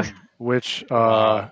is a real sick, real big boy. It's a big boy spell. Tell us for more. sure. Tell us more. Yeah, you flourish a weapon that you use when casting the spell, and then vanish to strike like the wind, or perhaps in my case, like a tiger from the foliage around you that you cannot see. I can choose up to 5 creatures that I can see within range, which is 30 feet.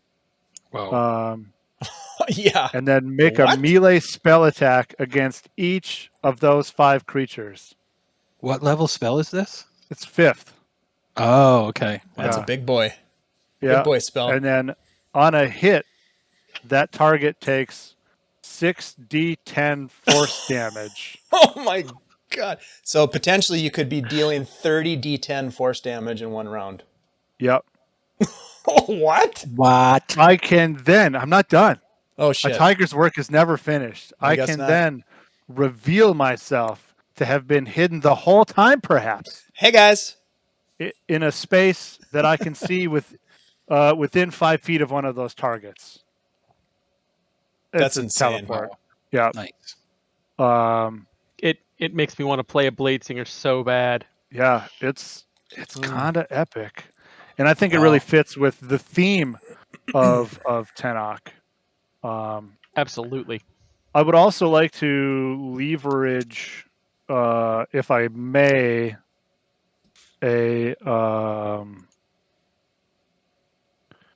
the cantrip swip swapping ability.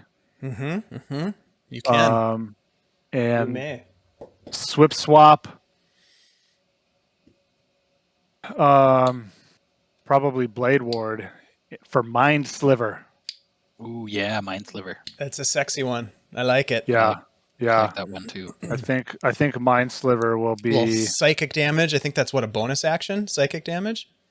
Nope, it's a regular action. Oh, is it? It's psychic damage, but it also reduces a person the target's their saving throw. next saving throw by Yeah, D4. that's right. So it's not like That's a lot, but it could be enough. It's pretty rad. Yeah, it's pretty rad. Yeah.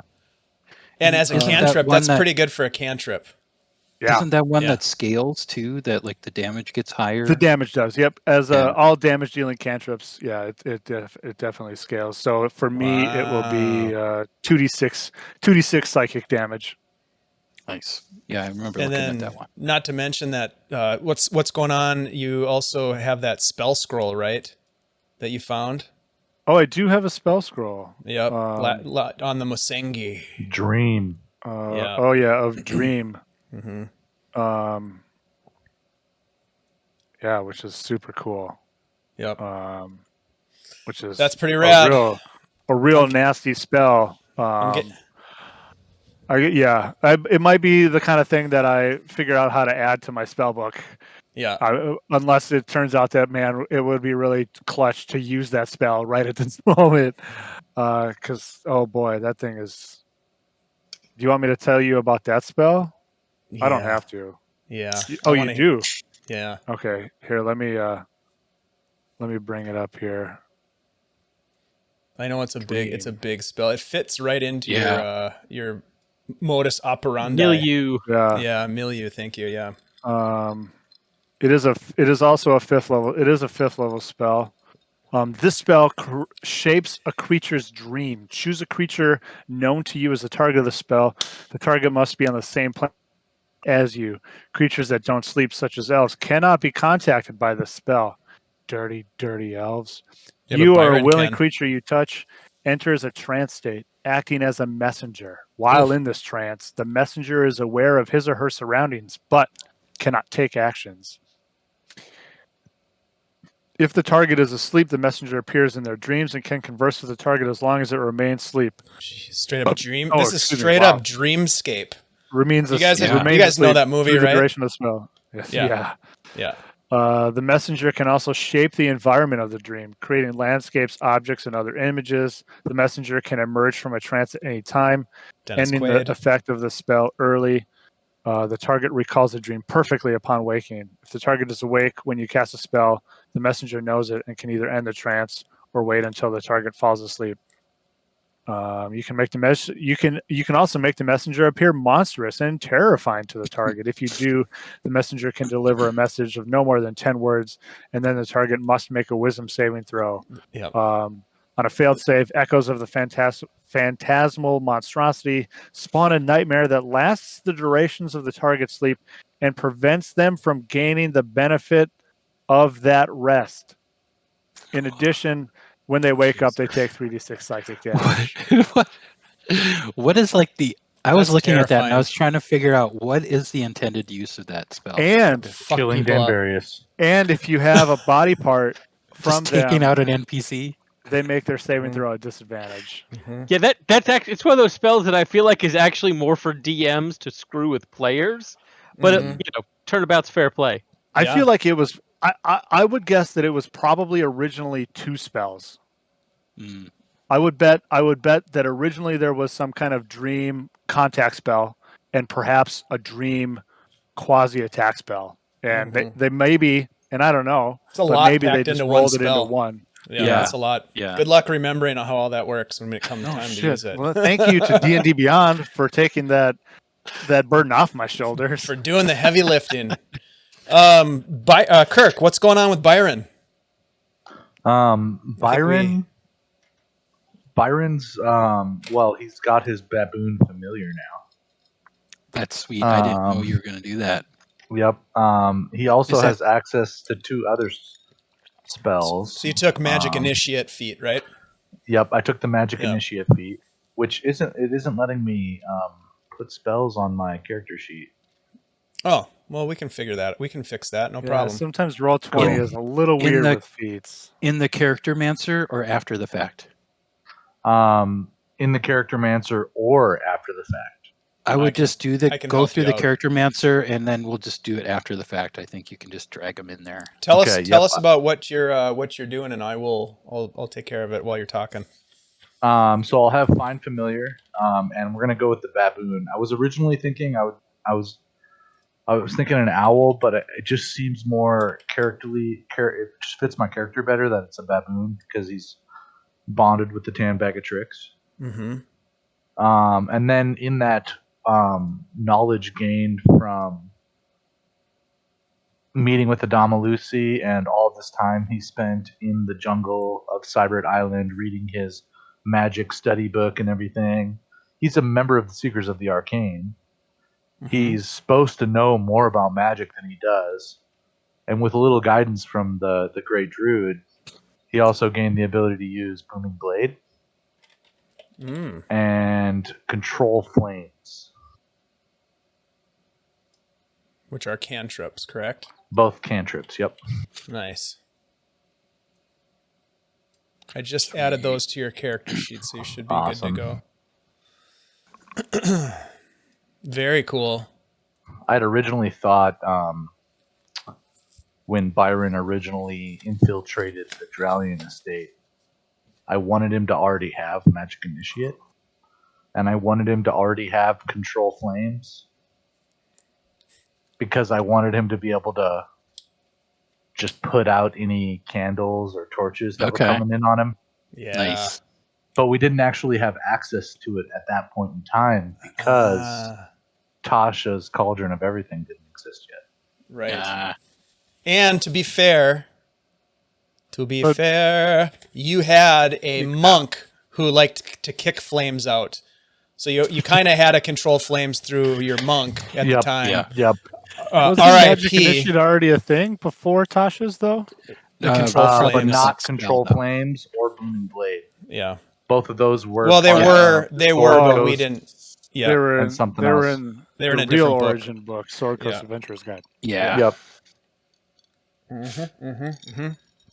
Good choices. And I wasn't originally thinking Find Familiar, but after the whole Tan Bag of Tricks storyline that I was playing out, it just felt appropriate, you know? And Find Familiar is a fine spell. It's great. It's pretty cool. And a baboon is pretty sweet. So I mean, you can change, when you recast it, you can change the form. So it could be either the baboon, which is unique to Byron, or the other creatures that are on that list in the spell. Yep. But the baboon is the sort of the main form, if you will. I like the idea that even in its other forms, it still kind of looks like a baboon, just with also the features of what you've chosen for it. So like cat baboon or dog baboon or eagle baboon. I was thinking owl, big shiny red baboon. Owl baboon. Yep. Or what are they called? Quippers baboon? Yes. Just Quippers giant incisors on a quipper. Is that what they're called? Quippers? Yeah. They're like piranhas, basically. Oh, anyways, Rhunar. What's going on with Rhunar at level 9 here? Well, not quite as much stuff, but I gain the class feature Indomitable, which lets me re-roll saving throws that I fail. If you do so, you must use the new roll, and you can't use this feature again until you finish a long rest. Okay. So, but that could come in really handy.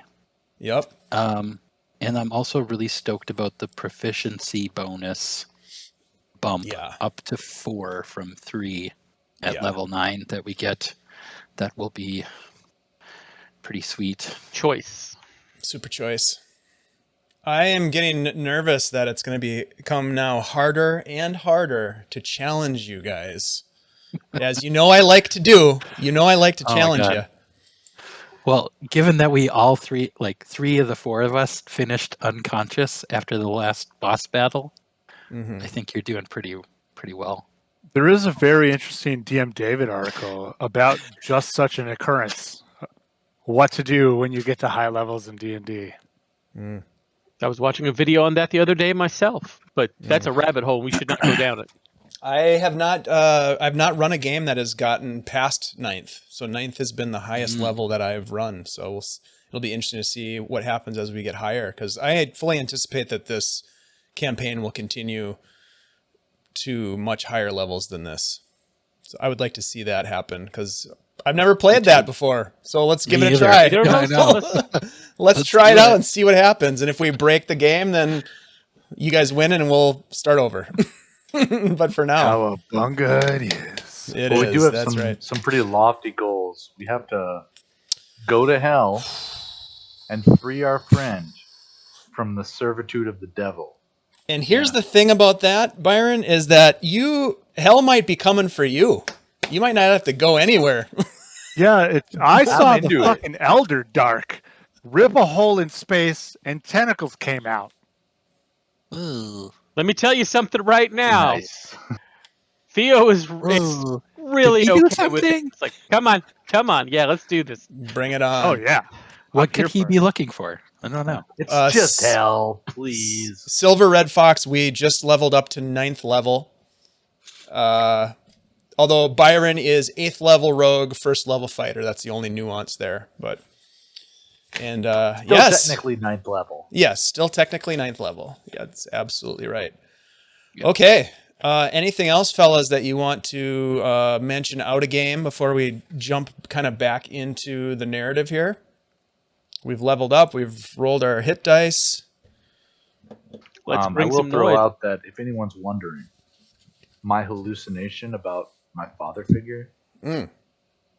was the fisherman I worked with post-slavery / fight pits, Oh. named Gorefist Hale of Gradsul. He's I Interesting. hope he Gorefist. comes up. Yeah, Yeah. Gorefist Hale. The fisherman. He's a fisherman now. He was a pirate Yeah, in his early Whoops. years. we got Ah. that. Yeah. Nice. He retired. He retired. You have you've sent him a letter before, I think, back in season 2. Yep. I sent him a letter right before we sailed for Cybrid Island, and I told him to leave a message with the guy we're working for, Mariconia. Mariconia. Yep, I couldn't remember his name. But yeah, so I'd sent him a letter right before we left for Cybrid Island. Theo's was just his actual father who literally had a bevy of half-elf children because it was quicker to find a half-elf and raise them to be an excellent knight so he could progress within his knighthood than it was for him to bother trying to find a worthy successor. He's that kind of evil bastard. Wow. Wow, that is evil. There's definitely some things that need to be worked out there. Yeah, I'll say. I think one of those circles of hell is Theo's father.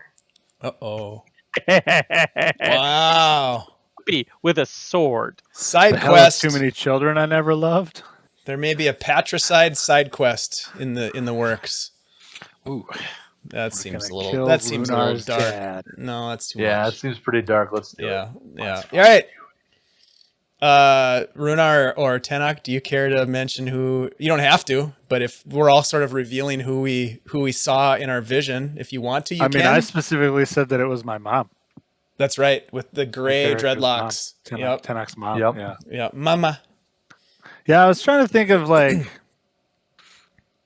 Yeah, I just went with mom. It makes sense, you know. Yeah, I have mentioned my mom before. Mm-hmm. Hi, Mom. Yeah. Hi, mom. Mention him right now. Yeah. Oh, Man, I'm gonna be honest. I hope my mom doesn't watch this show. Really? Oh yeah, Oh man. my mom does not appreciate the sort of things that I necessarily get up to in a way that would warrant continued watching. It would warrant phone calls like, "Chad, why are you talking like that? Why do you swear so much? The Why you swear language. so much? You're so dirty." My mom doesn't talk like that. I keep but telling I'll my talk to mom, this I'm one, like, it would be I'm like, hilarious. Mom, stop giving them advantages. Stop cheering for them. You're killing me, Mom. You're killing me. Hey, you know what'll Anyways. stop that? Catapult. That's true. Catapult. We got a Talk- situation here. To all the moms out there, thank you very much for what you've done. I know my mom's tuned in at least once. Oh, nice. Rosemary. How you doing, Rosemary? Good to see you. Could be watching. I don't know. Anyways, Andy, what was? Do you want to share who Rhunar talked to, or do you want to keep it you want to play that card close to your chest? Well, he was in that battle of the Bale Keep, right? Mm-hmm. And so the vision he had was of a friend who helped him out at a key moment. Like, What was his name? and his name was, well, I made it up on the spot. His name was Farron. Yeah, that's cool. But yeah, it's something that comes up with him every now and then. He's carrying a lot of baggage. I get this. I mean, I hopefully I didn't press too much on top of him in terms of like the little narrative, but I feel like Rhunar carries a lot. Yeah, he's not just starting weapons to feel either. The weight. He's starting to feel the weight of the I don't know, how would you say? Mantle of leadership. Yeah, it could be. I mean, he had a little bit of that in his military days, but now he's feeling it more and more as we He's get responsible for these guys. Yeah, especially after a fight that he led them in that three of the four of them almost died. Actually, everybody almost died. So yeah, but Dan Various almost died, so it would have made up for it. Yeah. Come on, mate. I wonder what I don't actually hate Farandir anymore. I'm totally. Speaking of Dan Various, Yeah. What would have happened? have we seen him yet? Yeah, I was wondering if he helped us with our ritual. I didn't think he did. No, he was not which means there. He didn't level up. Hey, not everybody levels up in the same way. That's true. You don't know. You don't know. Yeah, touche. He's a ranger. He had to go talk to trees and like commune with nature and then hunt things with his bare hands. He's on a different trip, y'all. But what do you say we get back to the story here? Do it. Let's Yep. do it. Let's do it. All right. We got to make it back to the boat. That's true. Ooh. You do. The guys are having a lot of fun in Cyber. We know that for a fact. It is the next morning. You have awoken to the sounds of the jungle, the warm sun streaming in at various angles through holes in the canopy above you as you wake in this small tent, this hut. And you are not rushed out, but you are encouraged to exit as some other people come in with basins of water and clean cloths to sort of wash Zanara and aid her in her recovery. The last thing that she says as you're walking out, she's calling for her brother Xandar. As you make your way outside the tent and you reconvene, you see Dan Various over with hanging out, telling stories to some of the folks, and people seem to be fairly entertained. And you get the sense that he's been there the whole time. And he kind of looks over at you, and as you walk up through the path you emerge back into the clearing, and he kind of looks at you and raises an eyebrow and nods to the first person coming down the path, perhaps Rhunar. And you walk into the clearing. You're back in the center of the village. Oh man, guys, I am just beat. Are you kidding me? That was amazing. I feel great today. What do you man. guys? You so energetic. Woo! Let's do this. Let's do what? Where Yeah, am I? man, I am in Cyber Isle. Yes. I'm just, like, Cyber Isle. I'm flinging my sword around, just like Hey, whoa, Getting warmed chill up. out, Rhunar. You're gonna hurt someone with that. It's a sword. You're supposed to hurt people with it. Yeah, but not us. yeah, I don't know. I woke up feeling great. What about you guys? I don't. I feel great. I feel like I was transposed in time and space, and only part of me is just catching up with the rest of me. So, Yeah, yes. I had some of that. But we need to find those gnolls and deal with them. Fine. My journey was Are fun. you kidding me? That's a terrible. Yeah, My spirit is tired. I don't know if they're all dead. The spirit may be tired, but that we must soldier on. Let's just My go body back to is our willing. boat and firebomb. You hear a voice, a strange voice from above saying, "Turn off your notifications." You guys spend the better part of the day sort of resting. Rhunar, you are asked to go on a hunt. Yeah, let's do it. Yep. You and Oh, Dan control. Virius and one other of a member of the tribe, who is kind of meek and a little bit uncertain, but Dan Virius has kind of been building rapport with the tribe, and you get the sense that they really like him. Like he's telling stories. He's kind of got them, like eating out of the palm of his hand, so to speak, in terms of his charisma. And so he comes up to you and he says, "All right, Deg, a bit of a hunt. You up for it then? Yeah, I'm down. These guys are all You seem a bit tired or a something. bit I don't know. fired up. Looking for I'm something ready to to do. go. Yeah. All right. Let's. This fella What are we here. hunting? Well, What are we hunting today? we're gonna be hunting some deer. Sounds like. We'll see. Let's do it. And so the three of you head off into the forest. Go ahead and roll a survival check for me. All right. The three of you, Byron, Tenoch, and Theo, spend a little bit more time around the camp. You do have a level of exhaustion. You're more than welcome to go on the hunt if you want, but Dan Virius can kind of sense things that you guys are a bit run down, and so he doesn't really approach you. But you do see them kind of gathering, and you can tell that they're getting ready to go on a hunt. There's three of them. So if that's something that you wanted to do, you're more than welcome to do that as well. It's up to you. Screw that, man. I think this time of Dan Various, Rhunar, and that guy will be great. Just three of them. I rolled a 22 survival. Nice. Theo will take the hint and stay begrudgingly.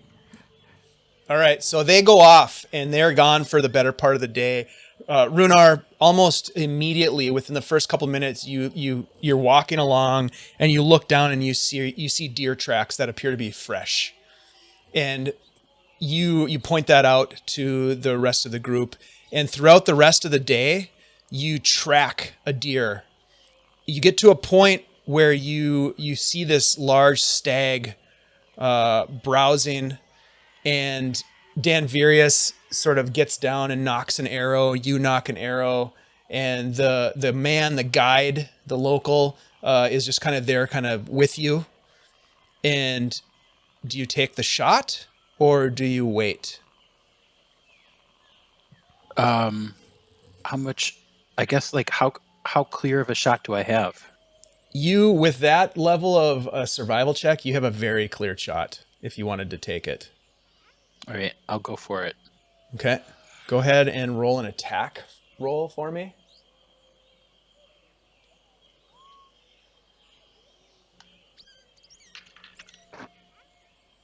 $23. Yeah, your arrow flies straight and true and kills it in one shot. It drops immediately. It's a very clean kill.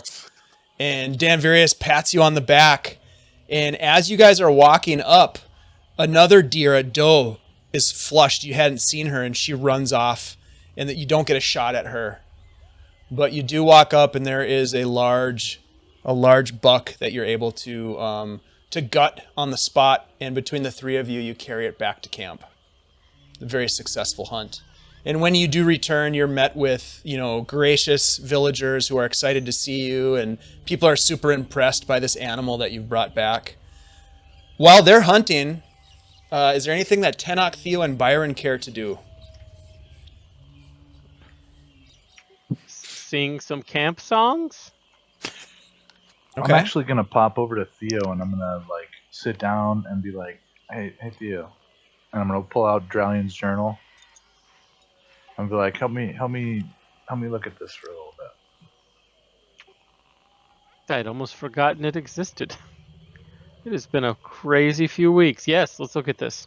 Now, my head spins just looking at it right now. Your head normally spins looking at it, does it not? Yep. Yeah, you're right. All right. So are you going to officially investigate the Dralion journal? Is that what you're doing? Can I officially do it without using the advantage that I have that you gave me a while back for specifically this purpose? If you wanted to, you could save that for sure. Yeah, you're not Okay. forced to use I it. want to save that because I'm exhausted.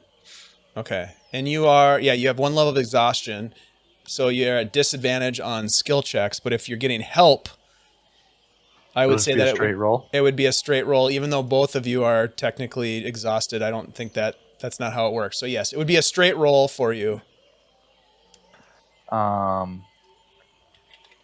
I'll make the roll. I believe in you. I'm feeling lucky. I believe in a thing called love. An 18. It's not terrible bad. That's Sweet. not bad. That's not Better bad. than awful. All right, let's see here.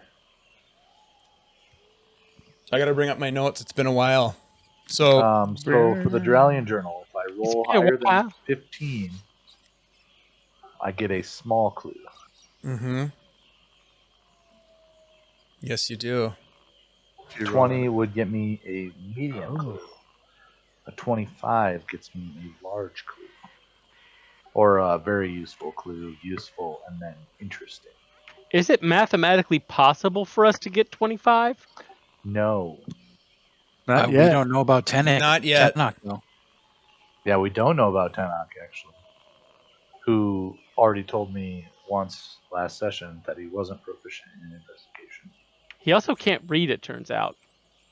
Oh, that makes things extremely difficult. I only doggy paddle.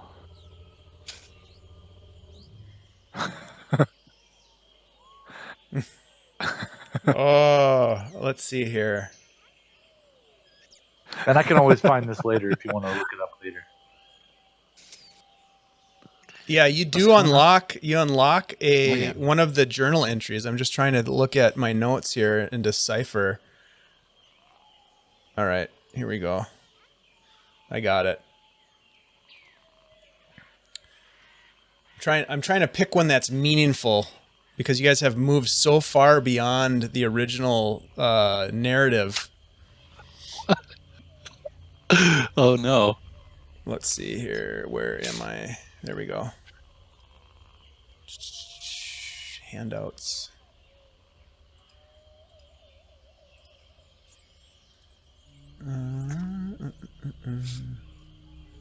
There we go. It All right. has been such a long time It really has.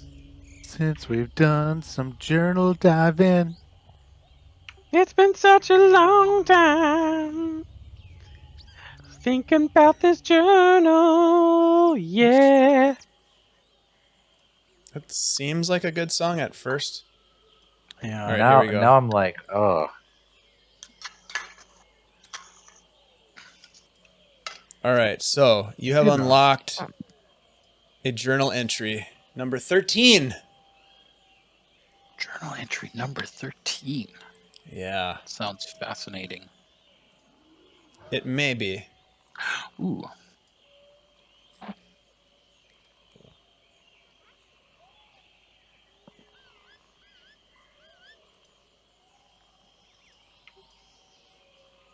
Fucking Scarlet Brotherhood killed that man's fucking dog.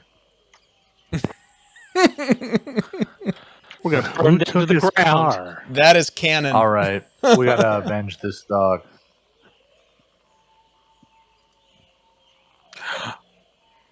How dare they? Yes. Yes, Rhunar. We have a new mission. The old fella lived a long and rich life. Ooh. Wow. Yeah. We're gonna kill old age itself. If I could kill that guy again, Yes. I would in a The second. Reaper. We already killed that guy, but that's not the point. Death to the Reaper. So, Byron, as you're reading through this letter, do you recall some of these names? Because it's been a while. Armand. Yep. Armand. Oh my God, I don't remember Armand. Isn't Armand the guy in Grad Sul who's a member of the lodge? Yep, that's absolutely true. Oh, we switched Armand for Armand Poe. the prior name was a different name. We switched Nope. it to Armand, right? Nope, Armand's always been the guy. Always been that fucking guy. That fucking guy. Well, I have an ongoing log of the journal, so I'll have to add this one to it. Yep. So, Thank you. Control F. let's see here. Yeah, exactly. So, let me just double check to make sure that this.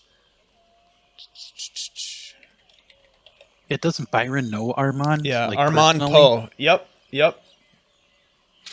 I know. Well, you don't know him Nasir personally. Kyrathi. Oh, Yep, okay. you know Nasir Kyrathi. Armand Poe, you have heard the name before. You know that he is a member of the Gradsul Lodge of the Seekers of the Yep. Arcane. Yep. And so now what you've revealed through this is that he was also connected to Dralion's efforts. Yep. And keeping him afloat, basically. If you recall, Dralion lost his fortune. Yep. Well, he gave it to He sent it south. somebody. Yeah, he Yeah, sent he it sent south With Captain Solmar. Vincent Solana. Or, yeah, Solana. Yep. That's what it is. Yep. Wow. This is seems like ancient history from where we've been been a over the while. last. Yeah. It has been a while. But this harkens back to the original adventures in Saltmarsh, etc., etc. Yep. So, anyways, Yep. Brile weighs on you, man. it does. That's what happens in the Dungeons and Dragons campaign. You just go in different directions, and it's like, oh shit, yeah, I remember knee-deep in that. shit right now. I had a reason. Knee deep. Mhm. All right, so you unlock a part of the mystery of the Dralion Journal with Theo's help. The two of you are able to do so. Tenoch, is there anything that you would like to do while the others are out hunting and journaling? Yeah, I think Theo will use some of his time to use a sending spell. Theo knows sending? Holy shit. Wow. Wait, I'm gonna did start I just asking say- him now. Wow. Which character are you playing? Did you guys swap characters when I wasn't looking? Yep. Yes. I am now muscle bound. Wow, man. Come at Tenoch, me. Well, Come at me. Tenoch will use sending and send a message to Nadar, Mm. the proud blue dragonborn lieutenant of Alesco Merconia, who is his primary contact in that organization. And I will say, ooh boy, let me give it a sec. I get 25 words. I will say,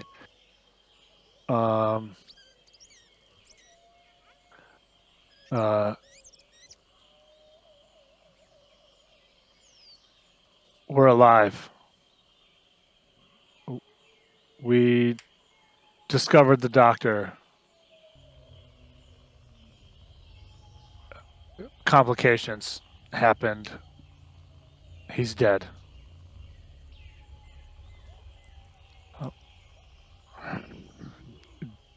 Did you get the shipment? Returning shortly.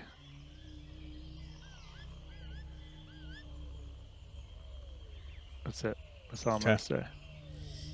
Within just 30 seconds, you get a reply. Knucklebones, yes. Glad to hear you're okay.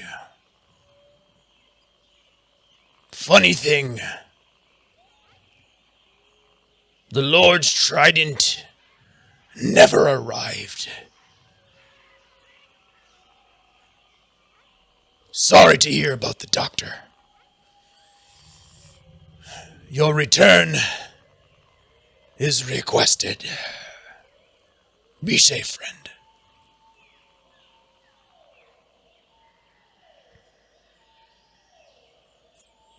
That's all you hear. You can reply to this message. I replied to your message.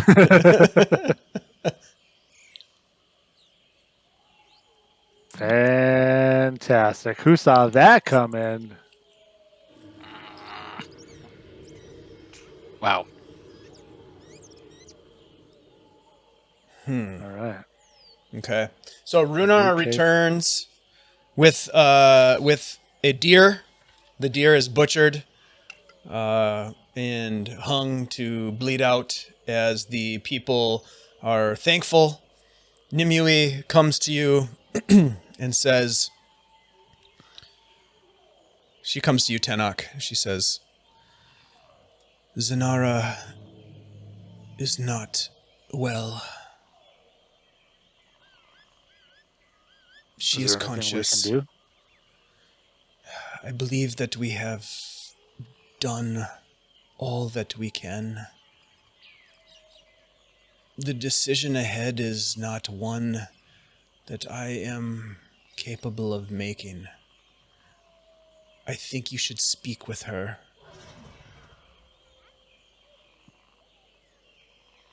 I can do that. You and your friends have brought her here.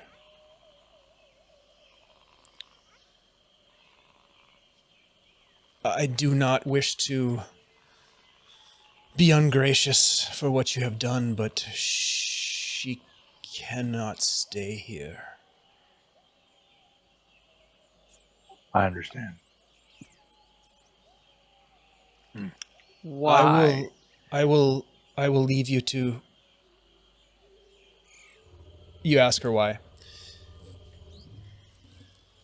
The infection that she has sustained through her experience, whatever that was, persists.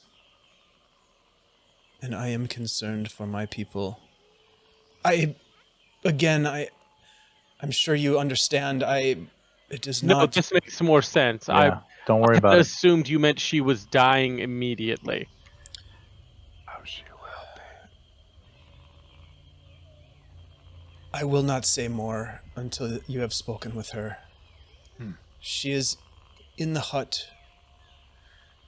Know this, your presence, your efforts, the energy that you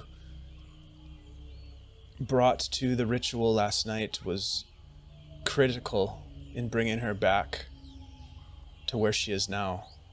But there is no return for her to society.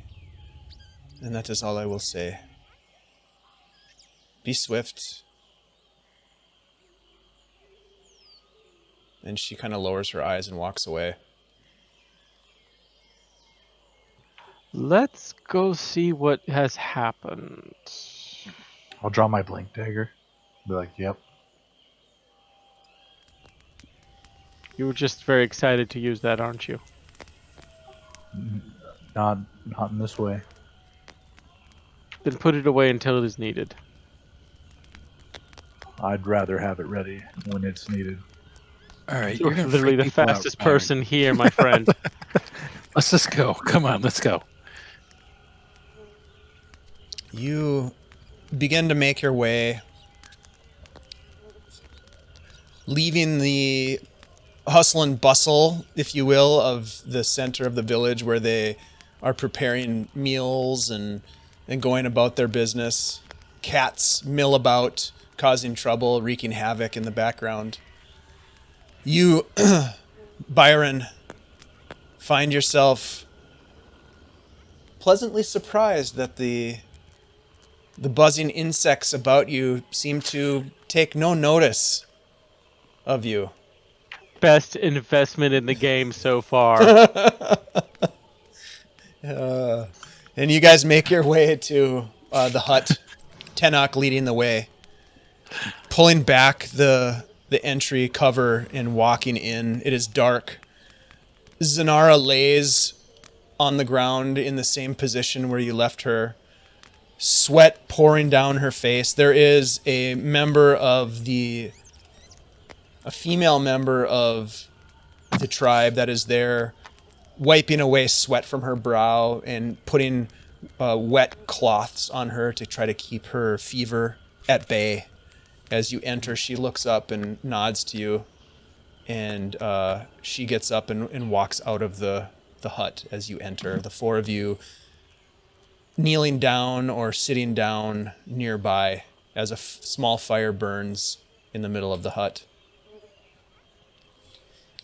Oh. She breathes heavily.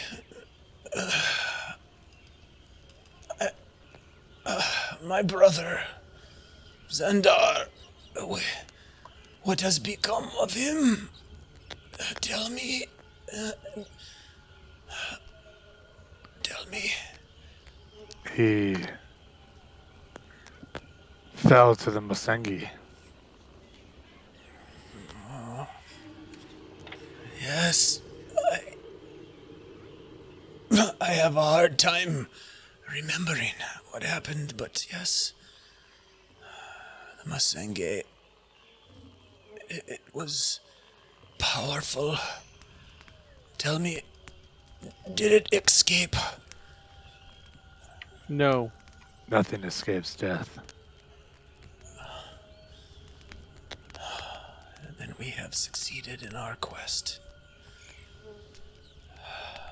Not yet.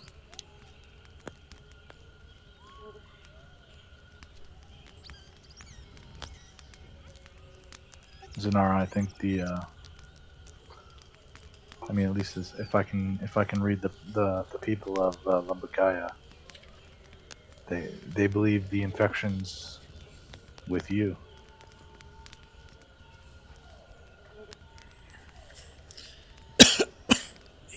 Yes, they are correct. I can feel it. I can feel the Masengi inside me. I think you know what we have to do, which doesn't bring us any joy, but it has to be done. Will that stop the Mosingi? If I am the last, if I carry the last of the spores, then it may be stopped, but it will always seek to destroy and escape the Bodal Valley. That is its purpose, to destroy. How did it get here? Do you know? Yes. The doctor, Gra, he did not know what knowledge he took, the dangers of that which was shared with him by those in our tribe who might seek to change our fate. She reaches up and grabs Tenoch's arm and grips it with more strength than she's had before. Gra did not know, but his time with the Zanzarin revealed much of the secrets of what we do.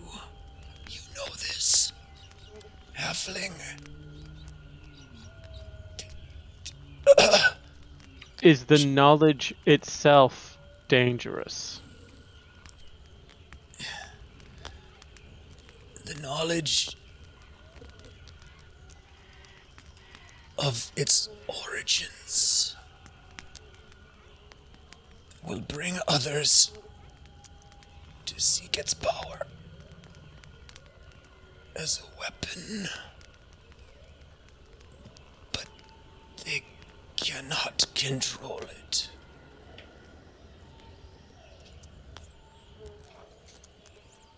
So this is what you hide. We have sought for millennia to keep the Mosengi at bay. It Bueno. is our burden, for what reason I do not know, but it was passed from generation to generation to contain the stewards of this entity, to keep it contained. And we have failed.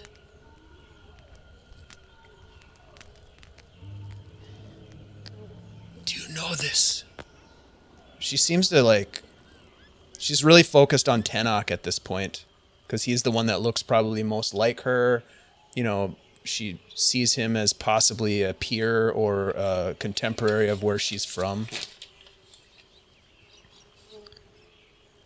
It is a strange thing that something so simple could grow to such complexities. I can feel it in me. Do not let me leave this place. Only in spirit. I wipe with that the towel or whatever, that cloth that the lady had before. I'll get it wet and then kind of wring it out and wipe her face and kind of like close her eyes, and I will say, rest now. You will be home soon. And I will look to Byron. All right. I'll look at Tenoch and I'll nod. And I'll step forward. And I'll have the blink dagger in my hand and I'll flourish it once. Aim it down at her heart. And then I'll look back up at Rhunar. With a questioning look, the okay? You see her look up at you, Byron, as you do this. And instead of fear or adversity, which you have so often seen in those that you have, whose lives you have taken, you see an acceptance and a gratitude. I'm sorry we couldn't save you, Zanara. She closes her Before eyes. she can say anything, I'll plunge it right to her heart. And as you push it into her, she spasms and she squeezes your arm, Tenoch, which she's still holding on to with a furied grip, and then lets go. And her body settles and relaxes back onto the pallet that she has been laid upon, and she is lifeless and still. Her eyes closed. Her face, you look upon her face, Tenoch, and whatever you might see, you see thanks.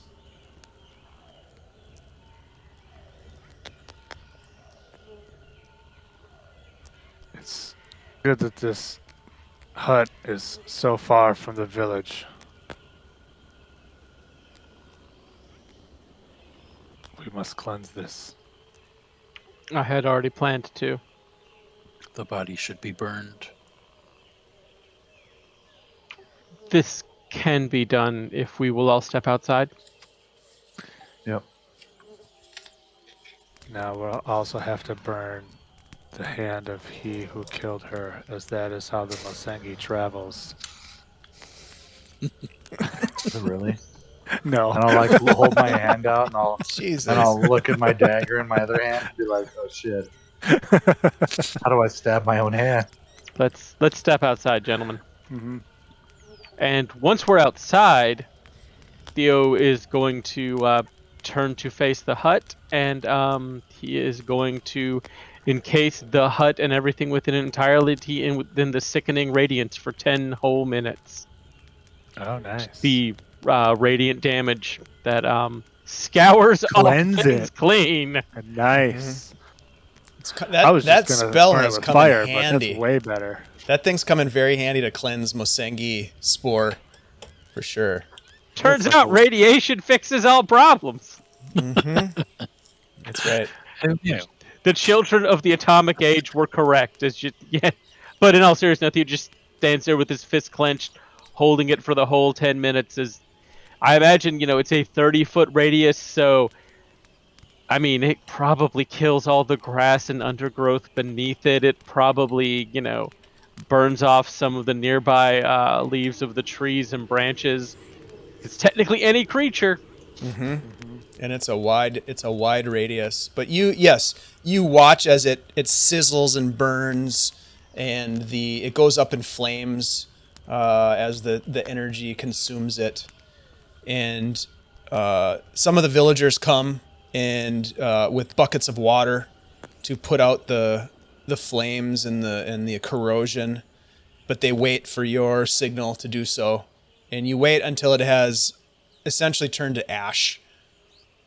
Or the Is there equivalent of flame? it. I don't think there's flame, but it like burns it with is it radiant energy? Radiant damage. Yeah, it's radiant damage. So it in my mind it burns it to like an ash. Okay. Yeah. Whether or Burns it not with there's fire. flames. Yeah. So they come in, and at your cue they will sort of put out so that it doesn't do any additional damage, and you are brought back to the main village where food is prepared, and it is now mid-morning. And Nimue comes to you, Tenoch, and says, "Thank you. You did what you needed to do. I hope that she was able to give you some sense of closure, information that may help you. What will you do next?" Find our ship, or return to our ship. Perhaps see if we can scour the rest of those knolls from these waters. Ah, yes. You intend to seek out Farazan's Cove, then? Yep. Ah, Farazan's Cove. let If that's where they are, then hell yeah. Let me help you with a map. And over the course of the next hour or so, you sit down with Nimue as she draws out a map for you to a place called Farazan's Cove, where it is said that there is a magic about, and where it is said that the gnolls have spawned Nope. from the wounds. I take it all back. What? The wounds of the land. And you talk then to Rolstaff, who was there and who had heard the human Nash speaking with Drakaz, the captain who you killed, the Gnoll captain, and who had information that corroborated that this Farazan's Cove might be the location. You get a little bit of history on this cove from Nimue. There was an explorer named Isabella Farazan, often referred to in the annals of history as the Bird. She was said to have mapped much of the southern coast of Cybrit Isle. It is unclear to where her adventures took her, but the cove itself was named after her. Once a beautiful, scenic cove is now said to draw unsuspecting voyagers from the seas into the dangerous waters around it. And that you get as like the local lore of this place that they describe to you. And she gives you a map, which seems like it will be possibly a 2-day journey south to the coast. It is a trek over land, and that is an option for you, as well as returning to Cybrit via the river. Or Cyber, excuse me. So, that's where we'll go ahead and end tonight. And we'll see kind of what happens next week with the adventure. Oh. Oh, So yeah. Theo, how big does Sickening Radiance get? Can you do like this whole island? Just the whole thing. No. Not without a lot of human sacrifices. You know, one we're in thing the I was monsoon curious about, season, too. it's a 30-foot radius circle, right? But can you, as a caster, make it smaller than that? Not that I'm aware of. Something like that, you need a special class ability, or you would need a feat or something. As far as I'm Yeah. aware, if it says a spell fills X area, Yeah. spell It fills fills That's the way X it works. area. Yep. Frankly, if you could modulate Sickening Radiance, that would go from powerful to broken as fuck. That's true, because you could be able to put it into places where it really doesn't belong. Well, you have like Yeah. wizards and sorcerers can kind of like sculpt their spells, right? To like, Yeah, like an evoker. An evoker would be able. Well, so an evoker would be able to give friendlies a success on the an save automatic succeed. or whatever, or something like that. Yeah. That's I cool. just read about that. That's cool. I think there's something a sorcerer can do too, but I can't they remember have- what the name of it They is. have spell manipulation of some kind. Through one of the meta magic abilities. Yep. Sweet. Well, guys, yeah, nice job. You guys leveled up. Hot damn. Some Giggity. lore and clues were revealed. That's what I like about D&D. I like when some good lore is brought out. Yeah. Hell yeah. Gosh, I guess we will pick up here, and I think you guys are. I get the sense that you're headed to the cove, Farazan's Cove. So we'll see. We might be. Sounds interesting. We got a Sounds like map. we kind of have to walk there instead of take the boat. Yeah, Yeah, if I we get take the the feeling boat that there, we we're could in take the trouble. boat, but who knows what's going to happen to the boat if we do it. Whereas if we just Possible. walk there, we die, and then the guys just keep getting drunk on Cybrit. Let's put it this guys, way. This is a level 4 side quest, and we are level You- 9 now. So you we're gonna could get take half the boat. experience. You could try to take the boat. You could try to take the Yeah. rowboat. You could try to get you closer. The most direct path from where you are would be overland, based on the map. Yeah.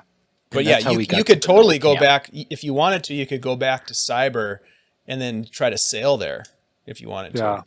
I like that idea because we have a fire ballista that I haven't shot yet.